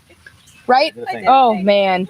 I need to just put Farah on speed dial and be like, Farah, he did a thing again. She'd be like, Did a God thing. damn it, again? I don't have time to devote to your people and all your things. Sometimes it's trauma. Sometimes it's autism. It's mostly autism. It's mostly autism. Well, I want to thank all our viewers for participating and making the show really great. I love the way the channel is growing, and I want to keep It's so doing good. bigger and better giveaways.